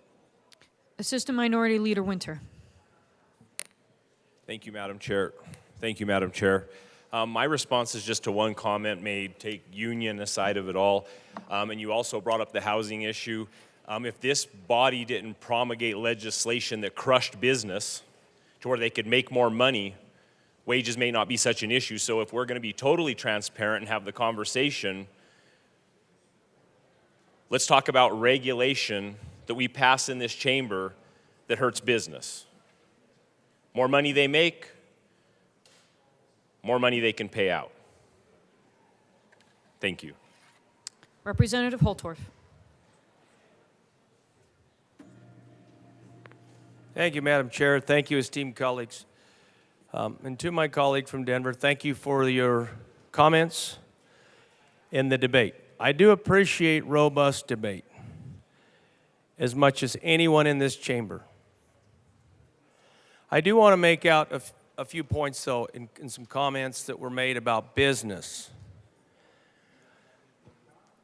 Those of us that are in business, that have managed a business, that run small businesses in Colorado, know the challenges of all your expenses on the expense side of your business, and also understand how important it is to make payroll. Now, payroll is one of your largest, for those of us that have been in business and know business and assigned the front side of a paycheck and not the back side of a paycheck. We know how hard it is to make payroll. The fact that someone would make the comment that, well, if you can't make payroll, you shouldn't be in business, might disqualify half the businesses who have ever been concerned in any month based on their business, are they going to make payroll? There are so many businesses in so many spaces that have had this situation, if you've ever been in business. That should not be a disqualifying criteria. Now, many of us in business have had to go take out short-term loans to make payroll and other expenses in a period of time, be it monthly or quarterly, to keep our businesses going. And you know what? When business gets better, you pay back the lender. So please, colleagues, understand. This is not businesses that don't want to pay and saying that a majority of businesses don't want to pay. In good faith. There's a few bad apples, arguably. But you can't say that everybody is in this situation or everybody does this. They don't. 90% of businesses or more work in good faith with their employees and want to make sure they're paid for, cared for, and have their interests at heart. I do want to make that clear. So let's be fair to those businesses. Now, I will speak to my colleague from Las Animas County. He does mention a very good point about the crushing effect of more rules and regulations on business, specifically in the category of payroll. Look what we've done in this chamber. With rules and regulations that affect workers but don't help the productivity and output of the business. And the business has to carry that expense. Family. The business has to pay the workman's comp portion. The business has to pay the unemployment insurance portion. The business now has to pay the family, FAMLI portion. And there's other things that we continue to add on the burden of payroll. Contractors and subcontractors to the bill also have this burden. It doesn't make it easier to operate in the small business space. And let's be clear. Subcontractors are in the small business space. Many of them work out of a van or a truck. They're a handful of people, many of them related, that are trying to get a job done and help Colorado solve their housing crises. Earlier there was an amendment run that would lift the penalty. If people are going to do this, a higher penalty will make people less likely to do this. But that amendment was voted down. Now I'm going to turn this over to another colleague of mine, but I do want to make the point, before we go up here and start throwing spears and arrows at different sectors and different situations, make sure we have a good understanding of them. With that, I'll yield the dais. Representative Hartsook. Thank you, Madam Chair. Before you begin, Representative Hartsook, members, can we keep it down again, please? Thank you. Please, Representative Hartsook. Thank you, Madam Chair. So I very appreciate the sponsors bringing this forward. It's been a lot of fun having some sidebar conversation and watching the passion down here. And having a couple of discussions with the sponsors on second, third order effects. And that's part of what I'd like to highlight here in a moment. I don't believe that there's a single person that has come down to speak on this that thinks it's okay that workers are not paid. I will tell you, doing business development for a small company that was not only service disabled, we were HUB zone qualified, which is historically underutilized business zones. We focused a lot on doing work in the communities. We did federal contracts, we did private contracts, we did state contracts. That was headquartered down in Arizona, and we did work up here too. And I did the business development for them. What I think we are not looking at and the consequences here, and let's talk about that. So when it says it requires a subcontractor that receives a written demand, forward it within 3 business days. And it specifies that the general contractor, the sub, that's serving as their direct employer, that they're jointly liable. Well, under law, if you employ somebody, you're already liable to start with. So we're adding redundancy there. And when you write the contract, you're responsible. But as a small business, we usually operate on accounts receivable 30 days out. Sometimes we hit 60 days when we're trying to get something in, and that makes us nervous because then it makes it difficult to hit payroll. And when you're trying to be difficult to hit payroll, sometimes you got to get those small, short-term business loans to hit the payroll or the other obligations you have. Everybody seems to think that the business world operates on large margins. Well, that's just simply not a fact. Most small businesses operate on that 2 to 3% margin. And depending on how the economic times go, that margin can get down to 1, maybe 1.5%. So they're in their survival mode. They're not into making tons of money. When they don't get their accounts receivable, then they have to go get a short-term loan so they can make payroll. There's a classic case here in Colorado and pertain to the VA facility up there on Colfax. The prime contractor that was running that kept getting change orders from the government. The prime would send that down to the subs would do the work, and the prime was saying, I need the change order and I need the payment for this change order because this is outside the contract. And that drug out and drug out and drug out. And they were not paid. Therefore, the prime couldn't pay the subs. And even though the prime was a huge international corporation, when you're talking to the tunes of millions of dollars that are owed to them, everything is relative. Ultimately, the prime decided to sue. It went to court, and in one of the historic cases, the prime won this case and found that the government, the federal government, one of the largest departments in the federal government, was at fault. Well, unfortunately, Congress has the purse strings and hadn't allocated the money, so even though the government was found at fault, they still could not pay the prime. So the prime asked the judge, what can you do? Or what can I do? And the prime said, or the judge told the prime, you can close it down. So here's a major job site with a prime that has hundreds of subs that suddenly walks off the job site. And no one gets paid. The prime doesn't get paid, the subs don't get paid, the workers don't get paid, no one got paid.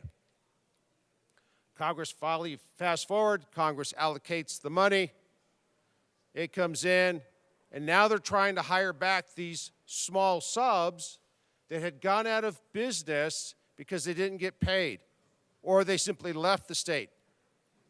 Our business was one of them. We chose not to do business up there because it became too risky. Why? Because we, as a business, did not want to risk going out of business. This bill risks those small businesses that are operating on those very small margins going out of business.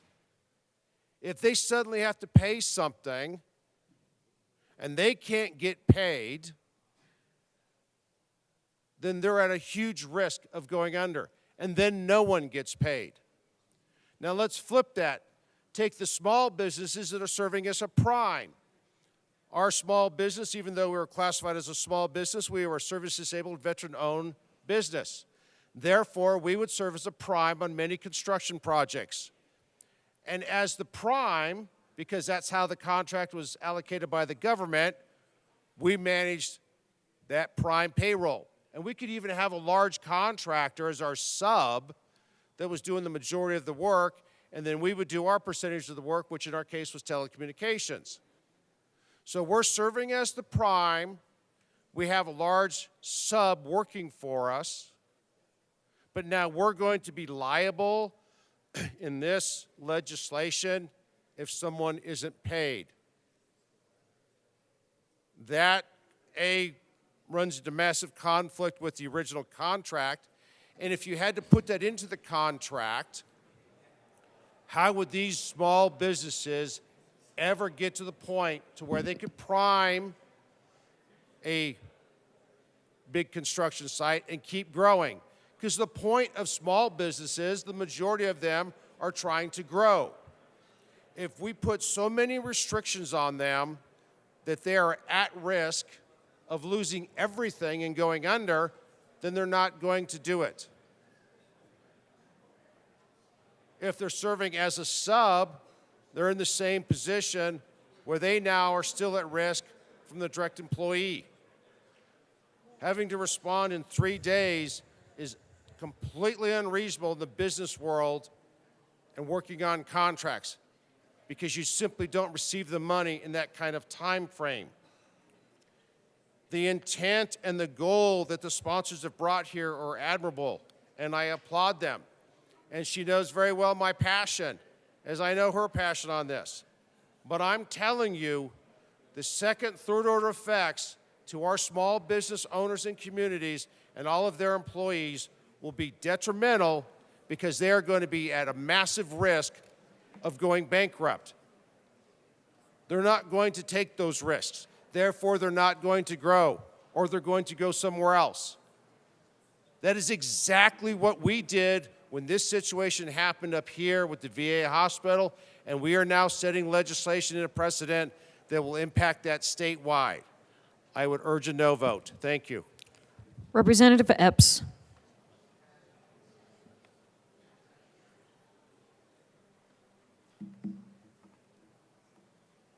Thank you, Madam Chair. Can you Madam check Chair, that it's, microphone? I don't think it's working. I think I just have to get closer. Is that better? A little bit. Thank you. How about that one? There we go. Much better. Thank you. Madam Chair, it is an honor to serve with you. It's an honor to sit next to you. And it is an honor to serve with you That wasn't passive and aggressive. sit next to you. But Madam Chair, seriously, can I be real a second, for just a millisecond, let down my guard and tell the people how I feel a second? When wage theft exists, folks need to understand, because there was mention of second and third order effects. When wage theft exists, there's an awful good chance that human trafficking and labor trafficking exists as well. So many things that are excellent about 1008. And amongst them is that it reminds us to recognize that we know that labor trafficking in the form of debt bondage, forced labor, unpaid wages, which is associated with the use of subcontractors and other labor market intermediaries that exacerbate these problems. Of course, not all wage theft is associated with trafficking, but as the construction industry itself has some of the highest levels of subcontracting, a natural corollary, colleagues, is disproportionately high rates of wage theft. I mention this because I want to underscore, actually, I want to reject notions that have been suggested today about which victims of theft matter and who doesn't, which voices are allowed to be a part in this conversation and who isn't, and which victims of trafficking matter. I don't know how many of you have stopped and ever looked at the stained glass, I guess that's what you call it, the portrait above us, the only one in our chamber, Barney Ford. Barney Ford had some thoughts about wage theft. Like me, he was born in Virginia and came to Colorado to do his good work. And I mention him because the direct connection to 1008 and to wage theft is that I am a person who comes from people who built this country on stolen land, using stolen labor of people stolen from their own stolen land. So the commitment to ending wage theft is as old as the commitment to the work that Mr. Ford above me did. Y'all, we heard mention, and there's been mention in committees in discussion around this bill, that when this idea about when businesses get better, they pay back the lender, and we're talking about short-term business loans made or taken out to make payroll. But we have to be real clear that the lender can't be the worker. You don't get to borrow from the worker to pay off debts. And I think the chair would understand. The question I would pose to others is, how do you not get it? Because if we're aggressive and competitive, you'll recognize the workers get a boost, but you'd rather give them a sedative. We don't take civics lessons from enslavers. Hey, neighbor, your debts are paid when you don't pay for labor. 1008 is about getting workers paid, leveling the playing field. I want to thank the sponsors specifically, not that it was done for me, but I want to thank them specifically for using a model that doesn't go towards criminalization of the activity. We do not need new criminal penalties for wage theft because we know who is disproportionately charged with those. It's hard to come and speak to a bill after the resounding speech that referenced the ghosts of FDR and Truman. I think that is award-winning. But I do need to say that, paraphrasing the great American poet, the reason why I support this bill, it really boils down to the fact that all my homies hate wage theft. Y'all, a few months ago, we met with Jonathan. I'm not sure if he's in the building today, but he came to meet with us about this bill and about wage theft. And I think about him because folks advocating for this bill have spoken appropriately about when people aren't paid what the natural harms are, that they have to make tough choices about paying for their shelter, paying for medicine costs, travel, etc. But Jonathan told us about not being paid, and that in order to take care of his bills, he had to sell his accordion. And it really stuck with me. I tried to see, could we take up a collection and buy him an accordion, but because of rules and them being a lobbyist and other things, we couldn't do that. But it stuck with me because that's something that's joyful. And so by paying our workers and making sure that folks can redress grievances as 1008 allows, we're not just allowing them to take care of their basic needs, but we're allowing them to participate in a joyful way, like the person who came and spoke to us at the meeting about this bill, Jonathan, who I hope has his accordion back. I am absolutely a yes, and I'm really thankful for the folks who brought this bill. Representative Lynch. Thank you, Madam Chair. We're coming in for a landing here. I love how we bring all kinds of drama to all these bills and tell stories that are tangential, don't really have a lot to do with what we're actually talking about. So let's, as we're bringing this in for a landing, let's talk what this is all about. And I heard one of my colleagues from Denver talk about if you can't pay your employees, you shouldn't be in business, and that's absolutely right. You shouldn't be. But I've been signing both sides of a paycheck for 23 years, and I can tell you it's regulation and it's little bills like this that affect 16 people today and are going to affect thousands of people tomorrow. Those are the things that close businesses. Not paying your employees. So what this bill does is goes outside of our lane and it picks winners and losers.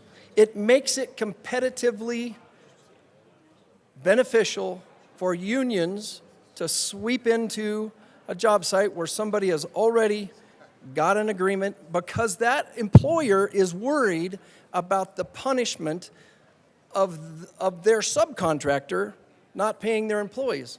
Somebody that they have the relationship to direct where they work, but they do not get into the business of how they go about paying their employees.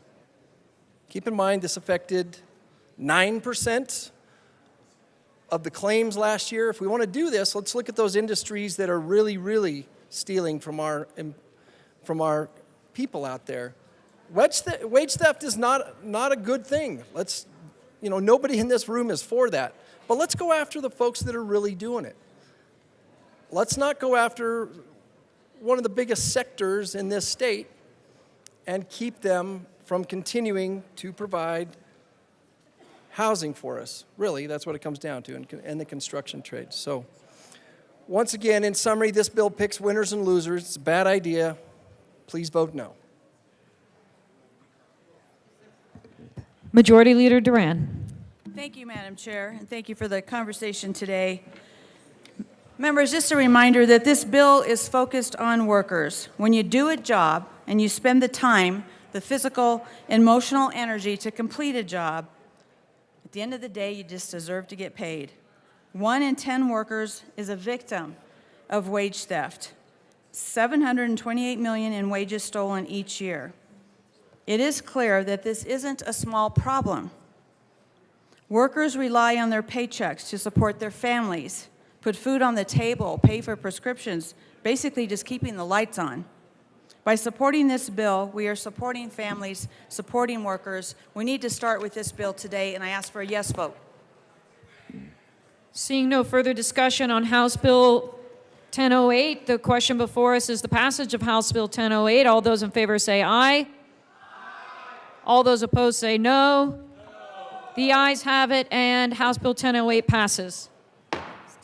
Mr. Schiebel, please read the title to House Bill 1009. House Bill 1009 by Representatives Joseph and McLaughlin, also Senators Janal and Rich, concerning requiring the Department of Early Childhood to provide child care licensing resources in prevalent languages. Representative Joseph. Thank you, Madam Chair. I move House Bill 1009 and the Education and Appropriations Committee report.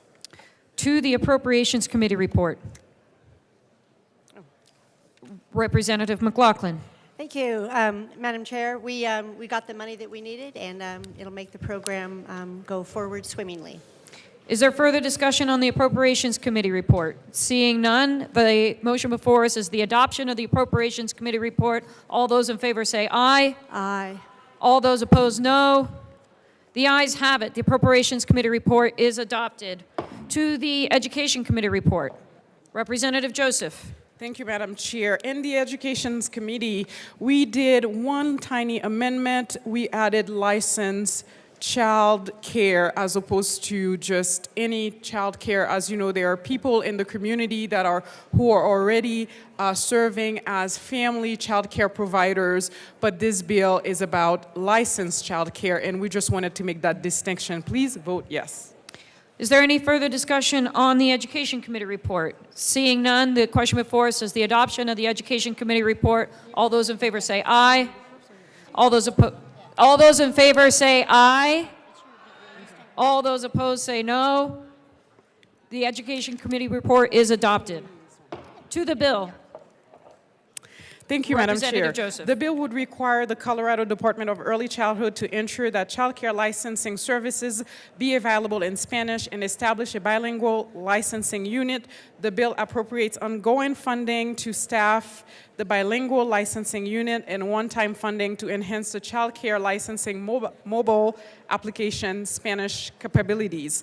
The bill will expand licensed child care options across the state by supporting Spanish-speaking providers to become licensed and provide more linguistically relevant child care options for children and families, and we ask for a yes vote on this bill. Members, please keep your voices down. Representative McLaughlin. Thank you, Madam Chair. I'm really happy to be supporting this bill. With one bill, we can achieve two goals. First, we increase the number of licensed child care providers across the state, which means more child care spaces for children and families, and we need them. We know there are child care deserts in Colorado, particularly in rural communities like mine. Secondly, we increase the number of Spanish-speaking child care providers, which is an incredible opportunity for our children. It offers children from families who speak Spanish at home more linguistically accessible child care. And it offers other children the opportunity to be immersed in a new language in those early years when we know their brains are developing so quickly. This bill will foster greater diversity within the child care provider community so that our licensed care providers better reflect our communities and families across the state. Is there further discussion on House Bill 1009? Representative Hartsook.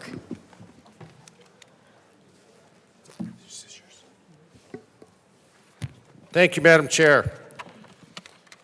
And I applaud the sponsors for bringing this. We heard this in education. Love the bill.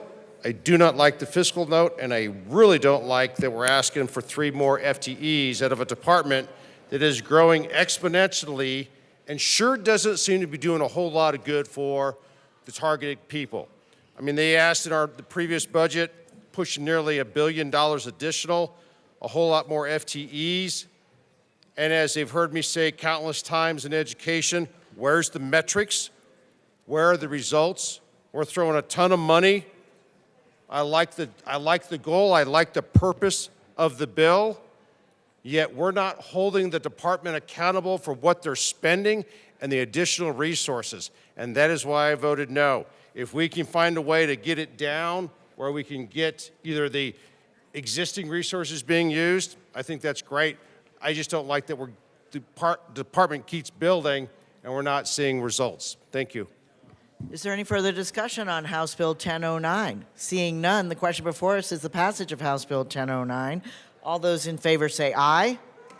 All those opposed, no. The ayes have it. The bill passes. Mr. Schiebel, please read the title of House Bill 1115. House Bill 1115 by Representatives Young and Joseph, also Senator Fenberg, concerning access to prescription drug label information. Representative Young. Thank you, Madam Chair. It is an honor to serve with you, Rep. Young. I move House Bill 241115, the Appropriations Report, and the Health and Human Services Report. To the Appropriations Report. In Appropriations, we had an amendment which passed that further reduced the fiscal note. The amendment reflected the requests of the pharmacies, and money was appropriated based on the reduced fiscal note. Is there any further discussion on the Appropriations Committee report? Seeing none, the question before us is the adoption of the Appropriations Committee report. All those in favor say aye. Aye. All those opposed, no. The ayes have it. The Appropriations Committee report is adopted. To the Health and Human Services report, Representative Young. The Health and Human Services report reflects the amendments we passed at the request of both the independent pharmacies who serve rural communities and other communities and the larger pharmacies. One amendment moved enforcement power to the pharmacy board and established a grant program to meet the needs of smaller pharmacies to cover costs of equipment. There was also an amendment to make sure visually impaired caregivers, including parents, can access these accessible medications. Is there any further discussion on the Health and Human Services Committee report? Seeing none, the question before us is the adoption of the committee report. All those in favor say aye. Aye. All those opposed, no. The ayes have it. The committee report is adopted. To the bill, Representative Young.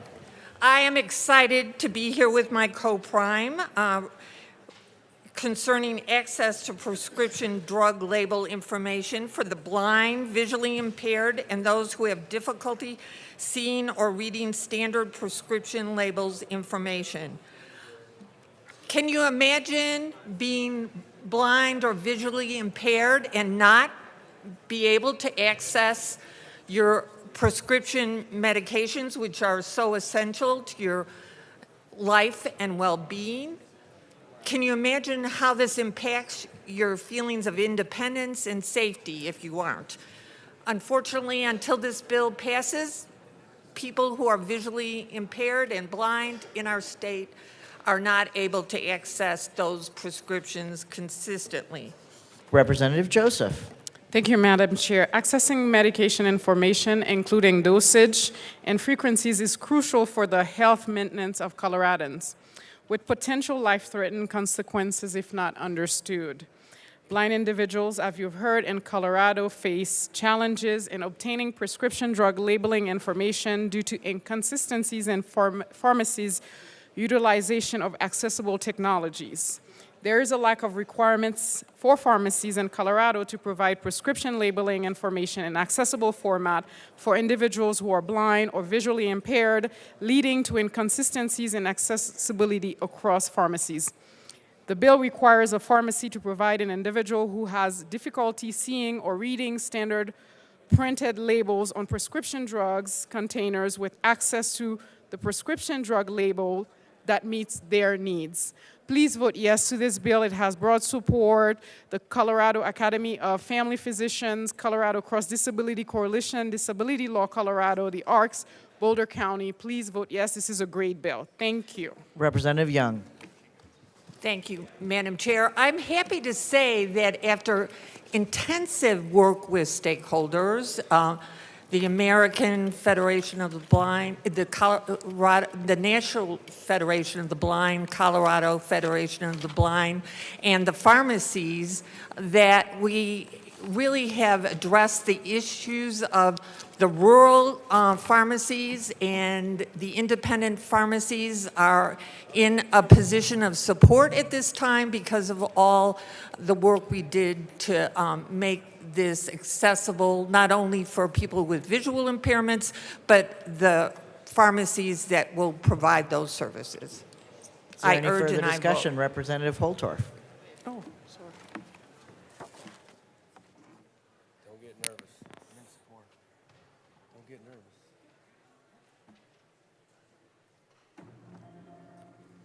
Thank you, Madam Chair. I want to thank the bill sponsors for bringing this bill.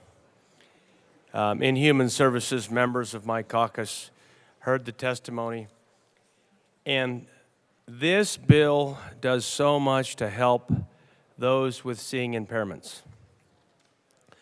Now, I put my glasses on so I could read a few comments that's in very fine font, just to highlight the challenges for those that can't see. But with the prescriptions, we want to make sure that those folks, like my Uncle Neville and Aunt Gertrude, who could not see and lived an entire life with seeing impairment and blindness, don't take the wrong prescriptions. Even my rural pharmacists who testified think this is a good idea. So, what I really want to point out to these bill sponsors, when you bring good legislation that has rural Colorado not objecting and supporting, you are closing the rural-urban divide. So I want to thank those bill sponsors who are championing this effort. We need more of this. And we also need to have rural Colorado be able to speak in favor of this type of legislation and other bills that are like this, because then you know you are doing that. So, the members of my caucus are in support of this, and we thank the bill sponsors for what they are doing in this space. Despite the fact that both of them represent a very urban districts for the most part, with some areas of country, but primarily city centers and city areas. They have not overlooked the importance of their country cousins. Now, I cannot put any more accolades on top of the bill sponsors. Actually, I could for hours, but I won't. I just want to thank them for this good legislation and the consideration you have given to your rural country cousins. Is there any further discussion on House Bill 1115? Seeing none, the question before us is the adoption of House Bill 1115. All those in favor say aye. All those opposed, no. Oops, sorry, premature. The ayes have it, the bill is passed. Mr. Shebo, please read the title of House Bill 1286. House Bill 1286 by Representatives Joseph and Lindsay, also Senator Roberts, concerning measures to increase access to the courts for indigent persons. Thank you, Madam Chair. The bill creates a new docket fee to assist indigent defendant with court fees. Great bill. Please vote yes. I move House Representative Bill 1286. Joseph. Oh, you need to move the bill. I move House Bill 1286. Properly moved. Representative Lindsay? Is there any further discussion on House Bill 1286? Seeing none, the question before us is the passage of House Bill 1286. All those in favor say aye. Aye. All those opposed, no.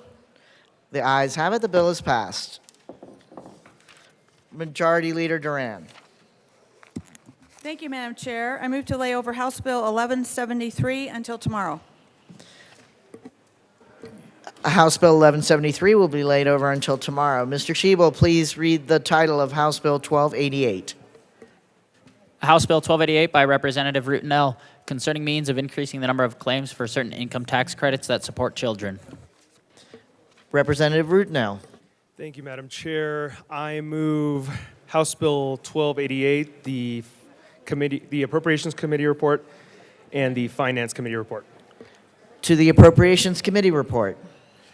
Thank you, Madam Chair. The Appropriations Committee report has a few changes, one of which is to narrow the scope of the program to make sure that the pilot program focuses on 100,000 potentially and likely eligible families for the Earned Income Tax Credit. It also includes an amendment to ensure that we have good reporting for the pilot program to make sure that we understand the benefits of our pilot project. Is there any further discussion on the Appropriations Committee report? Seeing none, the question before us is the adoption of the Appropriations Committee report. All those in favor say aye. Aye. All those opposed, no. The ayes have it. The Appropriations Committee report is adopted. To the Finance Committee report. Representative Rutinel. Thank you, Madam Chair. The Finance Committee report is mostly amended by the Appropriations Committee report. Not many changes there. I urge an aye vote. The question, is there any further discussion on the Finance Committee report? Seeing none, the question before us is the adoption of the Finance Committee report. All those in favor say aye.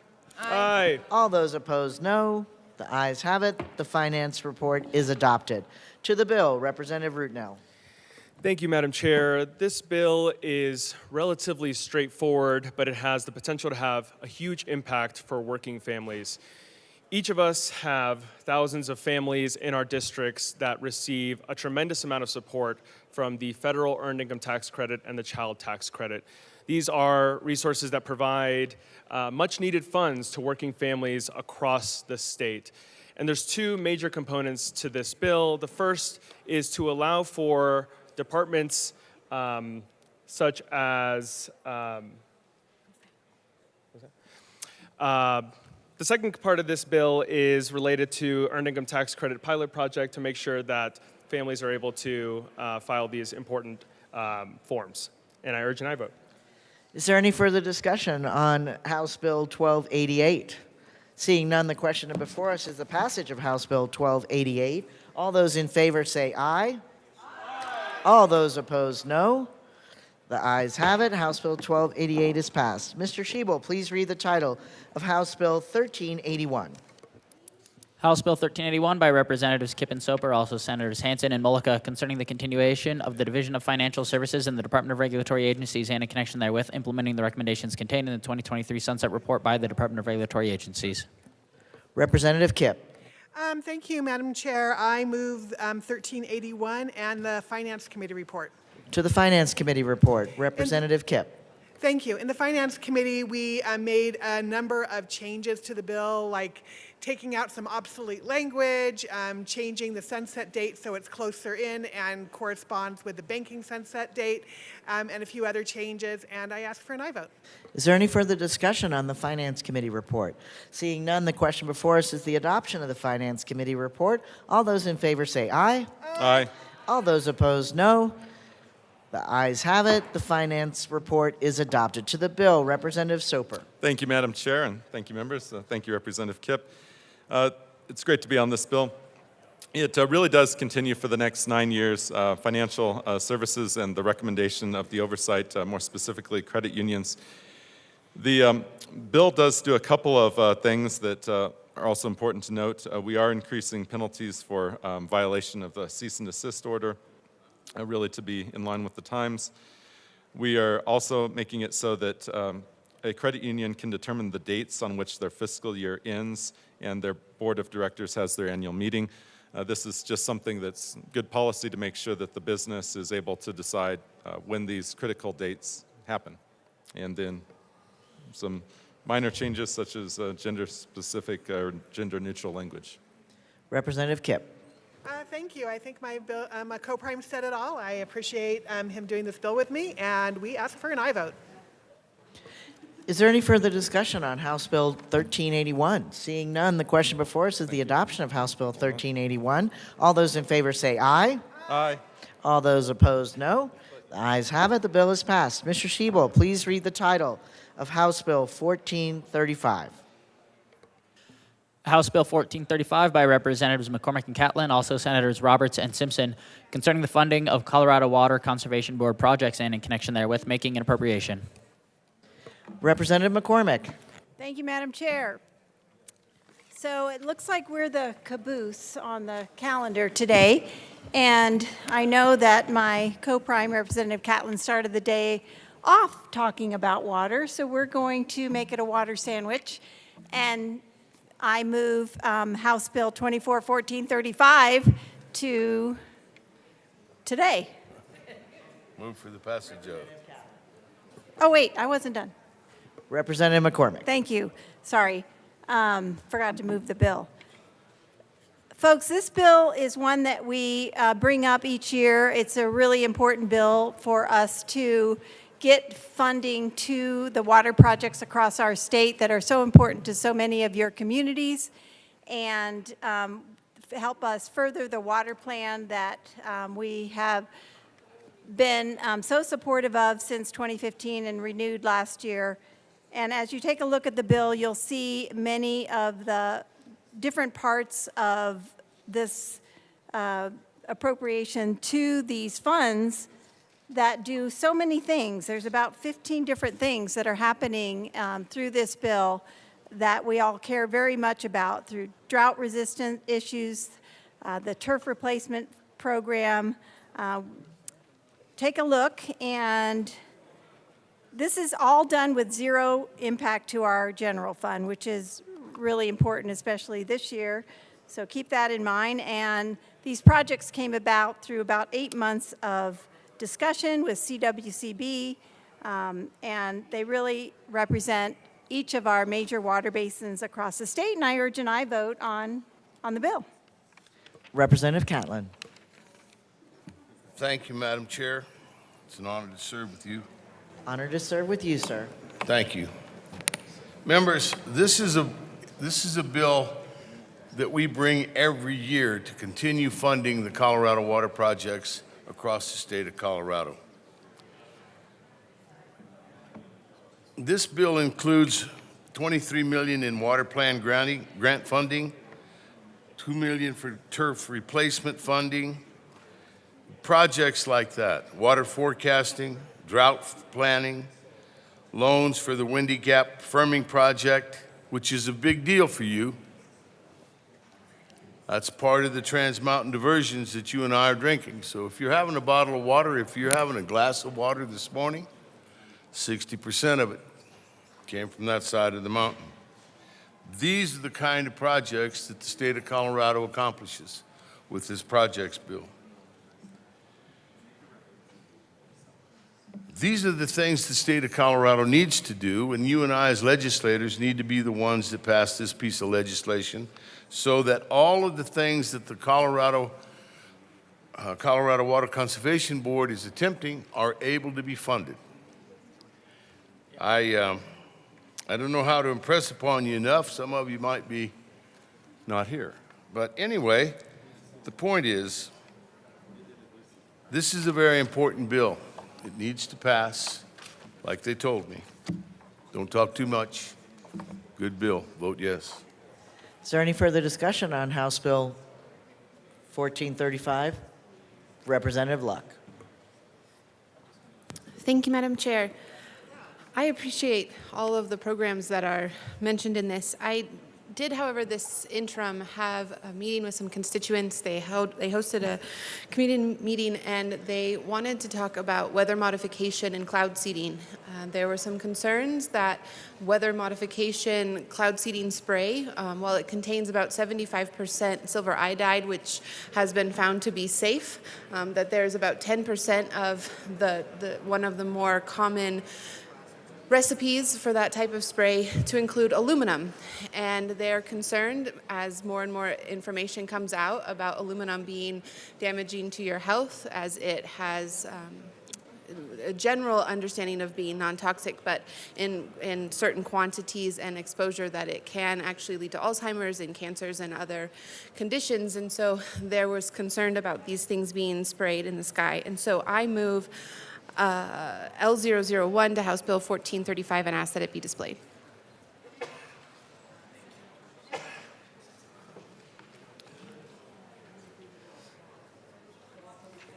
That amendment has been moved and is properly displayed. Representative Luck. Thank you, Madam Chair. So this amendment, all it does is insert into Section 3 a section that says the General Assembly finds and declares that the cloud seeding process involves potentially harmful chemicals, and the Colorado Water Conservation Board should act with caution in implementing cloud seeding programs given the potential chemical exposure from the cloud seeding process. It's just generally a statement to raise awareness about the potential harms that could be incurred in our water supply, in our lands, and to our people as they drink that water, if indeed it is found that aluminum especially is dangerous in this process. So with that, I'm just trying to spark a conversation and honor my constituents and the issue that they brought to me. Thank you. Representative McCormick. I'm sorry, one other thing that they did note was that they made the argument that some of these composition sprays not only have aluminum but also have barium in it, and that somehow the chemical process works to make the soil alkaline, which makes it harder to grow things. I am outside of my depth in terms of discussing this science, which is why this amendment is crafted the way that it is, not with specificity, but with just a general note that we want to make sure that whatever we are spraying into our skies is not harmful to our people, to our land, to our farms, to our water, to our animal life. Thank you.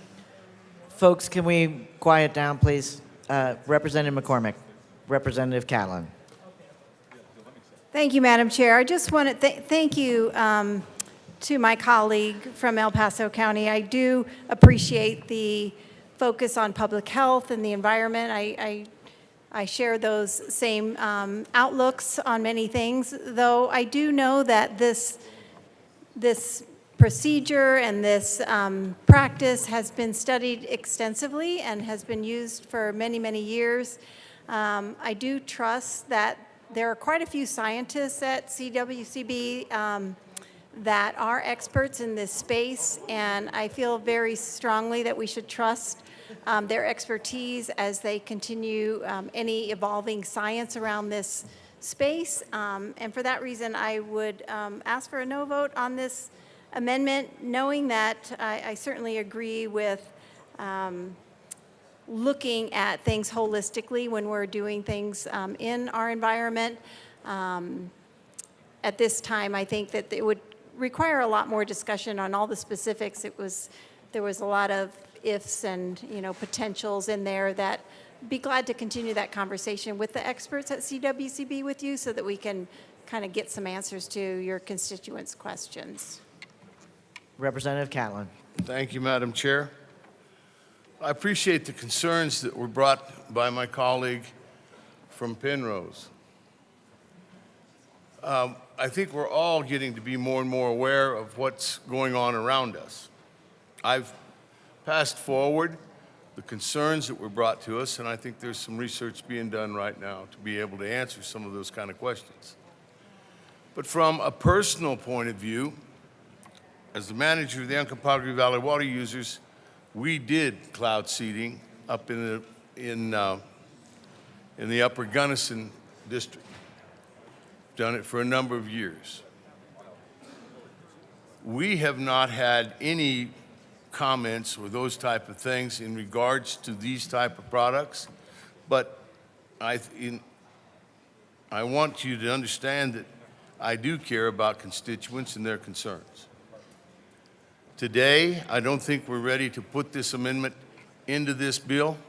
We need to be looking at one another and figuring out where we can find this information. I think there's a couple of other places where it could be run or it could be addressed. So I would ask today for a no on this amendment. Is there any further discussion? Representative Luck. Thank you, Madam Chair, and thank you to the bill sponsors for entertaining this conversation and dialogue.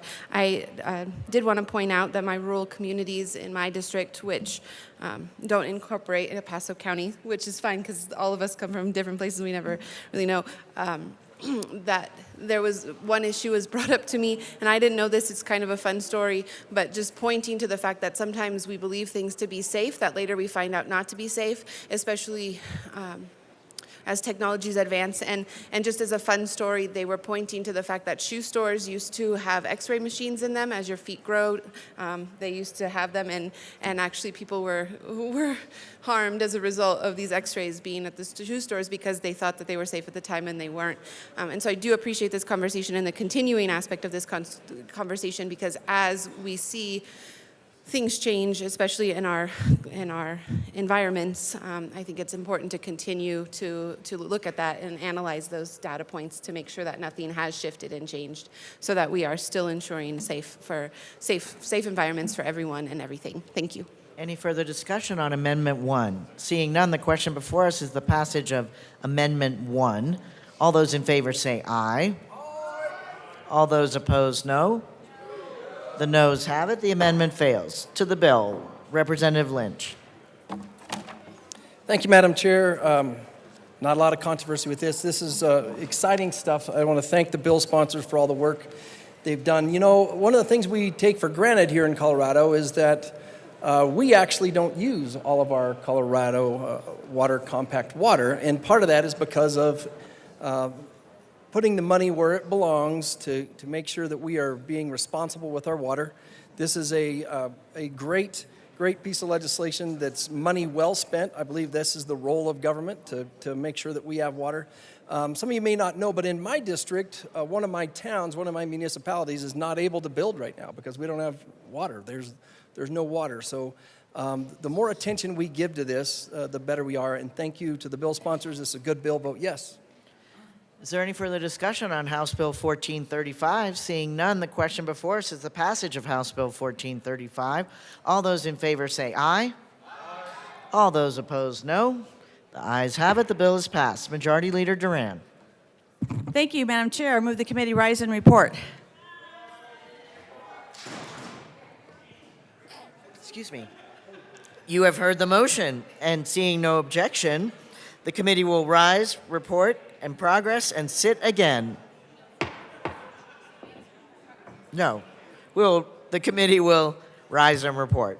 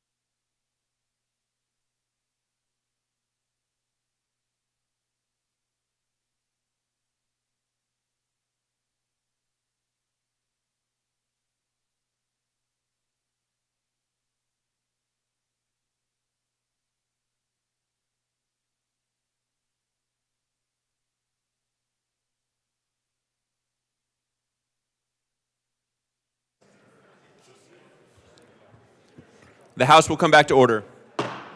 Mr. Schiebel, please read the report of the Committee of the Whole. Mr. Speaker Pro Tem, your Committee of the Whole begs leave to report as under consideration the following attached bills, being the second reading thereof and making the following recommendations thereon. House Bills 1008 as amended, 1009 as amended, 1115 as amended, 1286, 1288 as amended, 1381 as amended, 1435 and 1436 passed on second reading, ordered, engrossed, and placed on the calendar for third and final passage. House Bill 1173 laid over until April 19th, 2024. There are no amendments at the desk. The person who presided over the cow does not appear to be in the chamber, so I wonder... Representative Hernandez.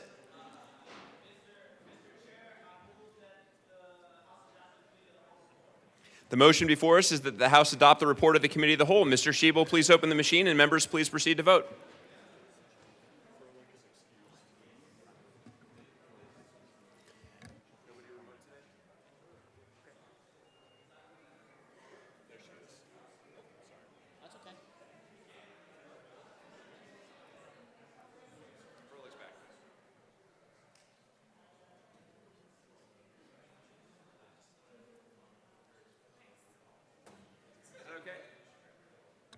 My microphone was on.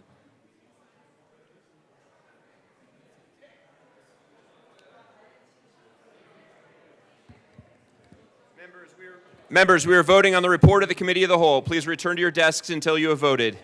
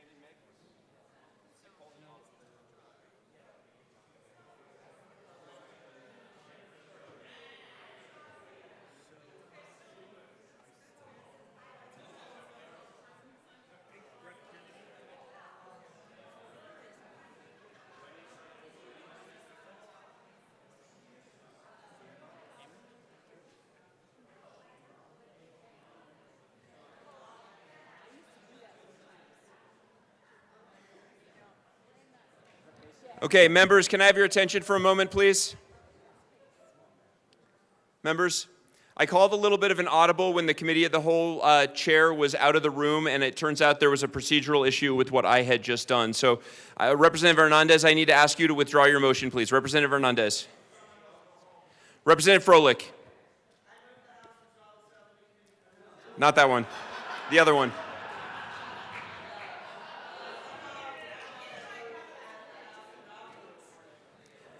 Thank you, Representative Froelich. Mr. Schiebel, please clear the votes and reopen the machine. Members, the question before us is the adoption of the report of the Committee of the Whole. The machine is open. Please proceed to vote.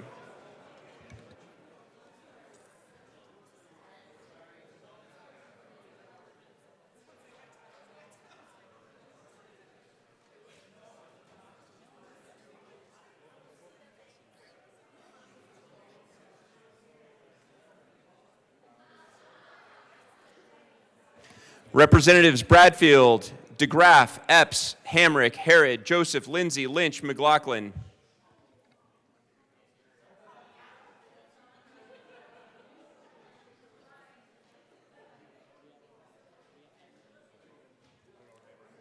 Representative Hamrick is excused. Please close the machine. With 43 aye votes, 16 no votes, and 6 excused, the report of the Committee of the Whole is adopted.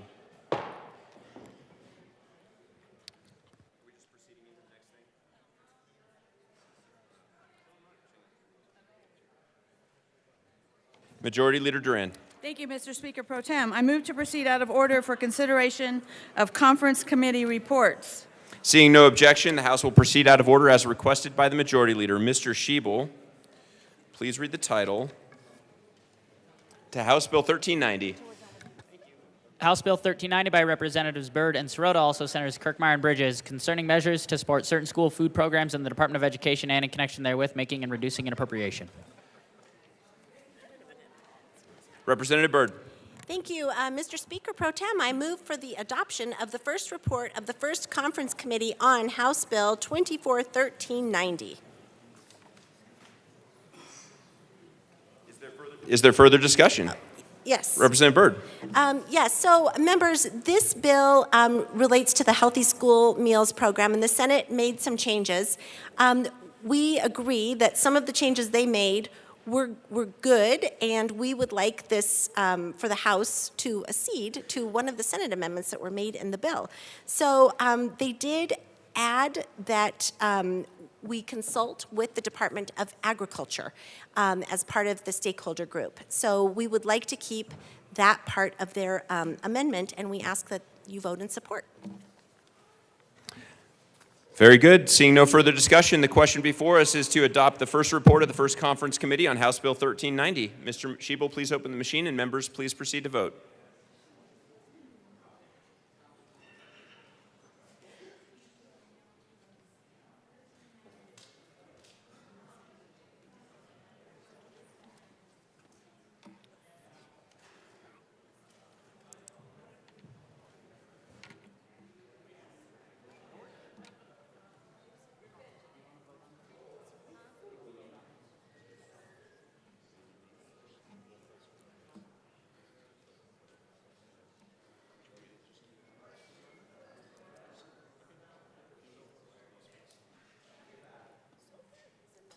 Representatives Clifford and Story, please vote. Please close the machine. With 59 aye votes, 2 no votes, and 4 excused, we have adopted the first report of the First Conference Committee on House Bill 1390. Madam Majority Leader. Mr. Speaker Pro Tem, I move for the repassage of House Bill 1390 as amended by the Conference Committee report. Seeing no further discussion, the question before us is the repassage of House Bill 1390 as amended by the Conference Committee report. Mr. Schiebel, please open the machine, and members, please proceed to vote.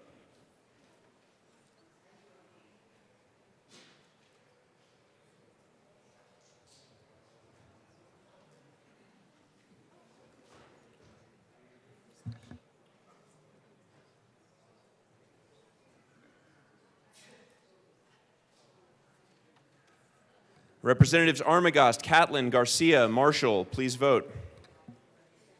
Please close the machine. With 47 aye votes, 14 no votes, and 4 excused, House Bill 1390 is repassed as amended. Mr. Schiebel, please read the title. Oh, I'm sorry. Co-sponsors.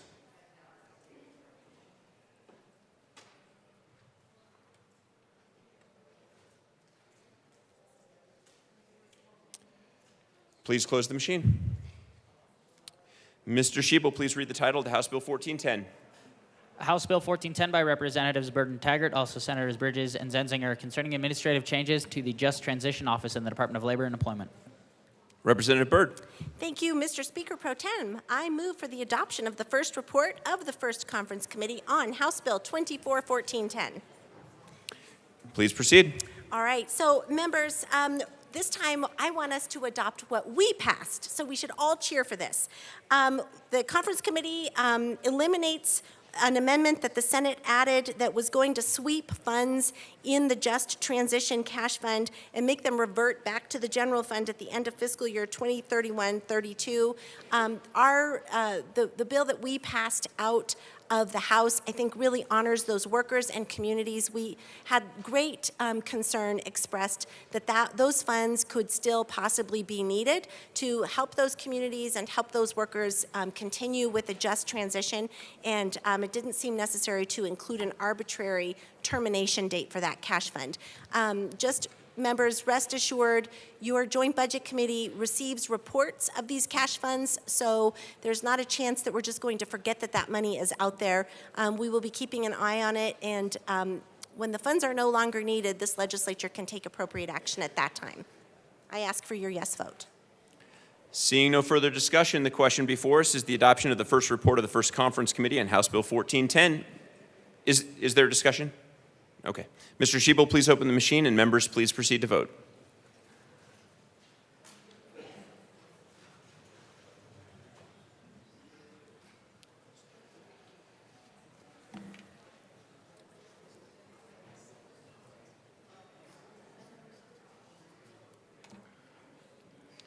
Representatives DeGraff, Harrod, and Wilson, please vote.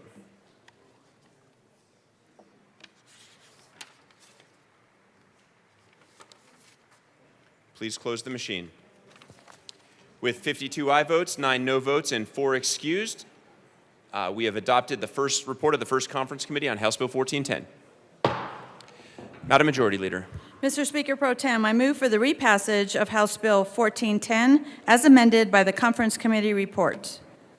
Seeing no further discussion, the question before us is the repassage of House Bill 1410 as amended by the Conference Committee report. Mr. Schiebel, please open the machine, and members, please proceed to vote.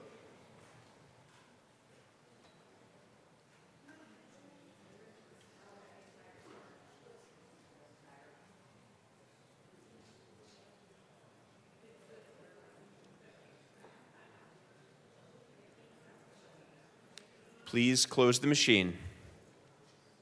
With 49 aye votes, 12 no votes, and 4 excused, House Bill 1410 is repassed as amended. Co-sponsors.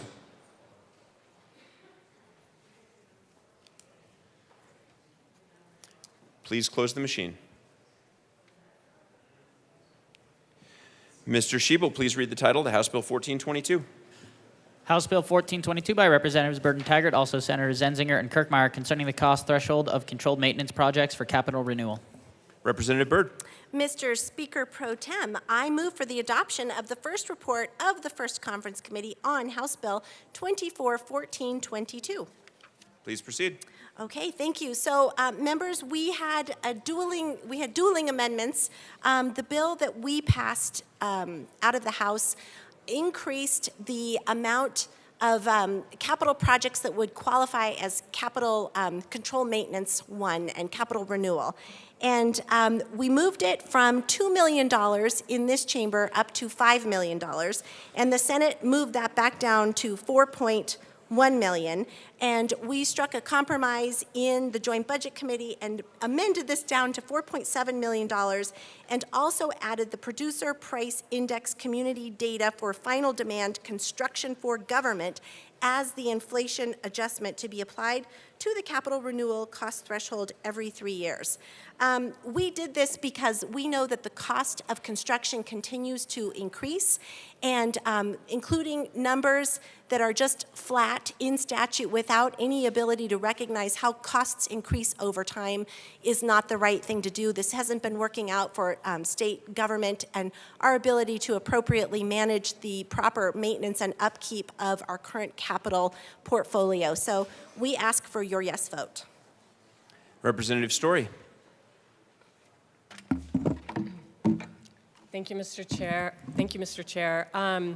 Members, I just want to provide some additional context and feedback on this whole process. The Capital Development Committee deals with and addresses controlled maintenance on a regular basis as part of our work in that arena.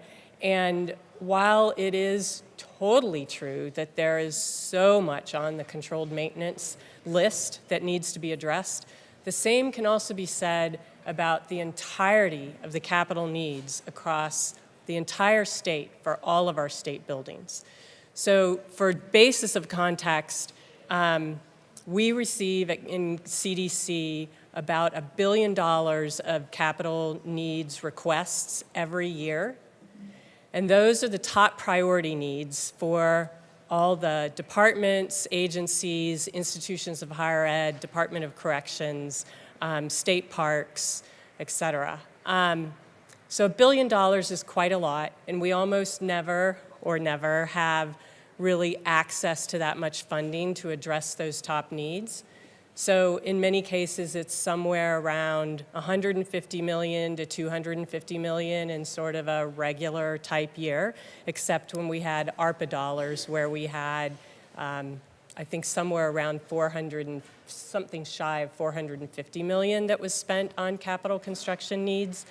And in that realm, included in there is also controlled maintenance.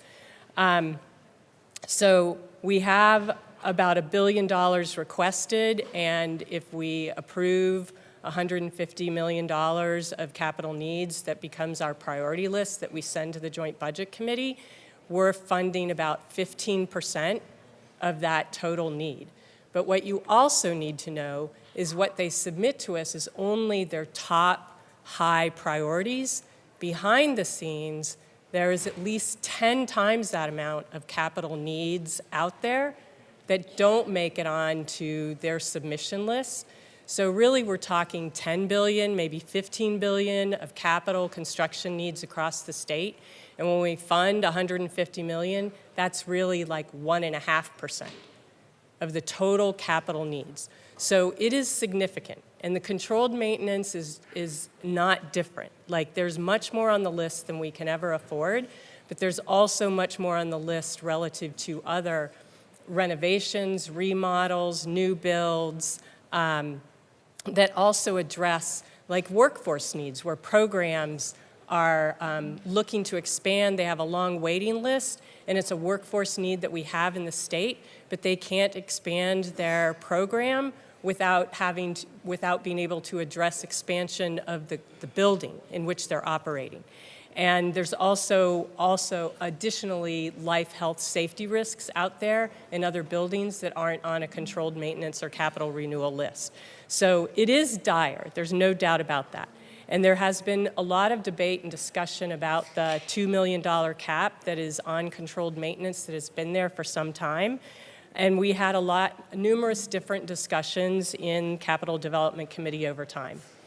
In the end, we had a discussion with DPA and then also the Office of the State Architect during committee, and I asked them if they, how they felt about a $3 million cap, because a $4.1 million cap and a $5 million cap had been floated. The $4.1 million cap, moving it to there from $2 million, is what they said was a calculation of inflation over time since the cap was put in place about 20 years ago. And so that 4.1 was there, but I asked them about a $3 million cap, and they were absolutely delighted with the thought of having a $3 million cap. The reason that this is important is because I don't think we have a good sense about how a much larger cap on controlled maintenance is going to impact Capital Development Committee's ability to address all of these other capital needs across the state. If the whole controlled maintenance list is consuming much of the budget that we are sort of allocated, then that means we don't get to work on workforce issues and expanding programs and in healthcare in the healthcare realm or other construction needs and so forth. So that ultimately CDC approved in a majority vote to go to a $4.1 million controlled maintenance cap. Then it became $5 million in the bill by JBC. Then in the Senate, they dropped it down to $4.1 million. And now the conference committee, they're at 4.7 as a compromise. But I just want you to know that in general, I don't think we have a good understanding about what $4.7 million cap is going to do to the controlled maintenance list as it impacts all of the other capital needs that we have. And so I wanted you to have that additional context, and I am going to be a no vote on this for that reason. Representative Byrd. Thank you, Mr. Speaker Pro Tem. And members, we had quite a lengthy and involved discussion, I guess over actually multiple meetings on the Joint Budget Committee. I want you to know that this cap that we're dealing with, this means that the current cap in law is $2 million a total project cost threshold. And if you have, you're maintaining one of our state buildings that qualifies for state money for capital construction, if your project costs under $2 million, because these are life, health, and safety maintenance needs, critical capital needs. If it costs now under $2 million, you don't have to go and compete against other projects that aren't necessarily life, health, and safety or critical maintenance needs for your building. You get put into a priority bucket list for control maintenance. That cap was put into statute 20 years ago, $2 million. 20 years ago, the other cap that was discussed was a $5 million cap. That wasn't adopted 20 years ago, but we've been living with a $2 million cap for the last 20 years. Since that time, we know that the cost of labor, the cost of materials, the cost of insurance, everything has gone up dramatically. So now, to make sure you're getting your critical life, health, and safety projects funded, many of our institutions are breaking up their projects so they can fit in that $2 million bucket. And they phase them so that they don't have to compete, again, life, health, and safety projects with other new capital requests. So the Joint Budget Committee took a dollar figure that we knew had been considered, and many people advocated for $5 million 20 years ago.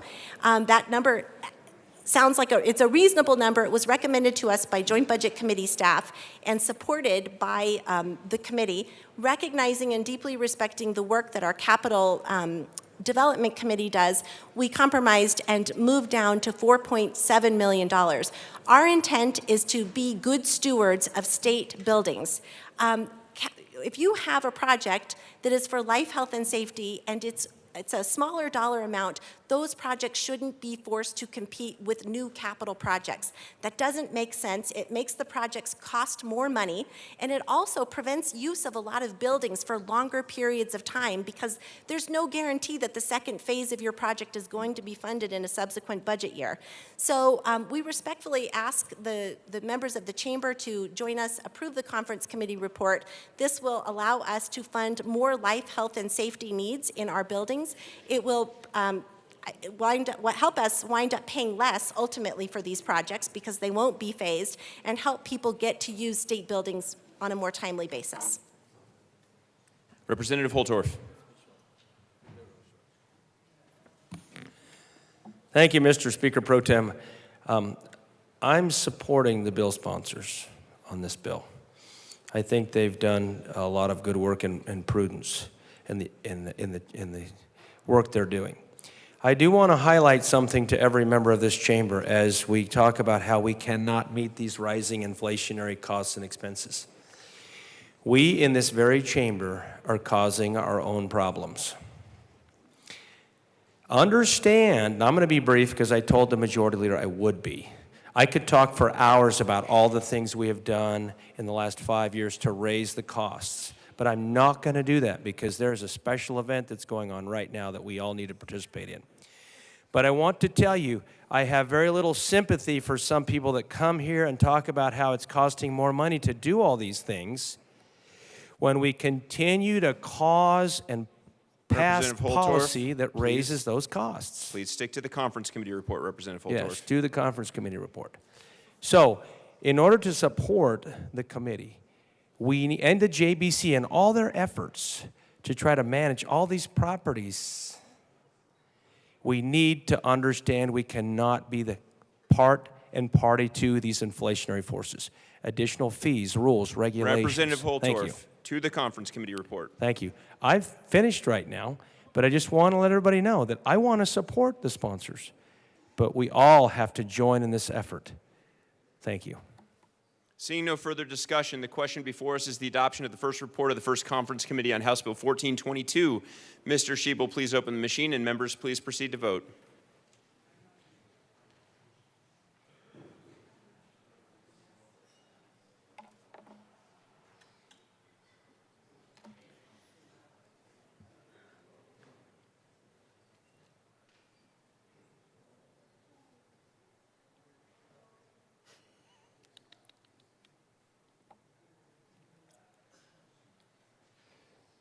Representative Epps is excused. Oh, no, she's here. Sorry. My bad. Please close the machine.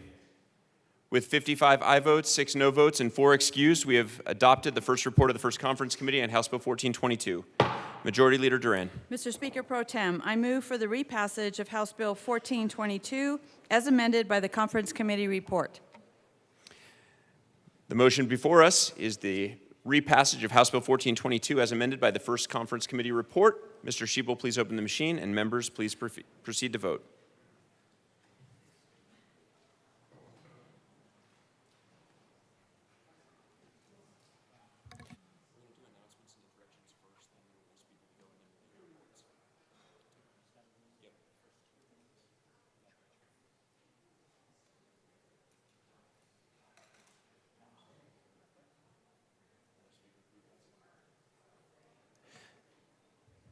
Please close the machine.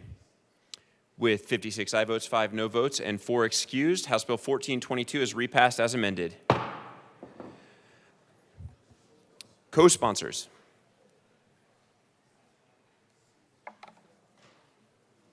Please close the machine. Majority Leader Duran. Mr. Speaker Pro Tem, I move to lay over the balance of the calendar to Friday, April 19th, 2024. Seeing no objection, the balance of the calendar will be laid over as requested by the Majority Leader. Announcements and introductions. Representative Lynch. Got it. Thank you, Mr. Speaker Pro Tem. I'm waiting for my partner here. Hey, this is the day you all have been waiting for. You got these very fancy full color brochures on your desk today because the sportsmen are outside frying and flipping and preparing for us an incredible meal. Don't miss out on this. This is a day we all look forward to. Even though the weather's a little bad, they brought tents. We're all going to be good. So make sure to head outdoors for the Sportsman's Caucus. And, Representative McLaughlin. Thank you, Mr. Speaker, Mr. Chair. We had a whole bunch of sportsmen out here today, and I hope some of you got to talk with a few of them, but they contribute a lot to Colorado, and we're happy to support them and encourage them. Thank you. Representative Soper, who is gesticulating wildly in my direction. Representative Soper. Thank you, Mr. Chair. And most Coloradans don't realize that we're actually famous for our seafood, especially our oysters. So please enjoy them today. Representative Snyder. Thank you. House Finance will meet at 1:30 today in room 112 to hear the following bills: Senate Bill 180, Senate Bill 111, Senate Bill 008, House Bill 1453, and House Bill 1439. Thank you. Representative McLaughlin. She's back. Thank you, Mr. Chair. Education Committee, we are meeting in the State Library today. We are listening to Senate Bill 164 and House Bills 1448 and 1446. See you there. Thanks. Representative Kipp. Thank you, Energy and Environment Committee members. We will be meeting in room 107 in the basement today, again, not across the street, but room 107 in the basement, to hear HB 24-1357 for action only, HB 24-1141 for action only, and HB 24-1457 and HB 24-1339. We look forward to seeing you there. Representative Sirota. Thank you, Mr. Speaker Pro Tem. Members, House Appropriations will meet tomorrow morning in the Old State Library to hear the bills listed in your calendar and any others that may be referred to appropriations. Representative Amable. Just in case anybody was wondering, there is no business committee today. We will not be meeting. Thanks. So you don't have to be on time. Representative Titone. Thank you, Mr. Speaker Pro Tem. Members, Capitol Choir, please, Capitol Choir, come down today because we have a birthday in the chamber. Representative McCormick, it's your birthday. We're going to sing to you. Let's go. Ready? All right. Happy birthday to you. Happy birthday to you. Happy birthday, dear McCormick. Happy birthday to you. Woo! All right.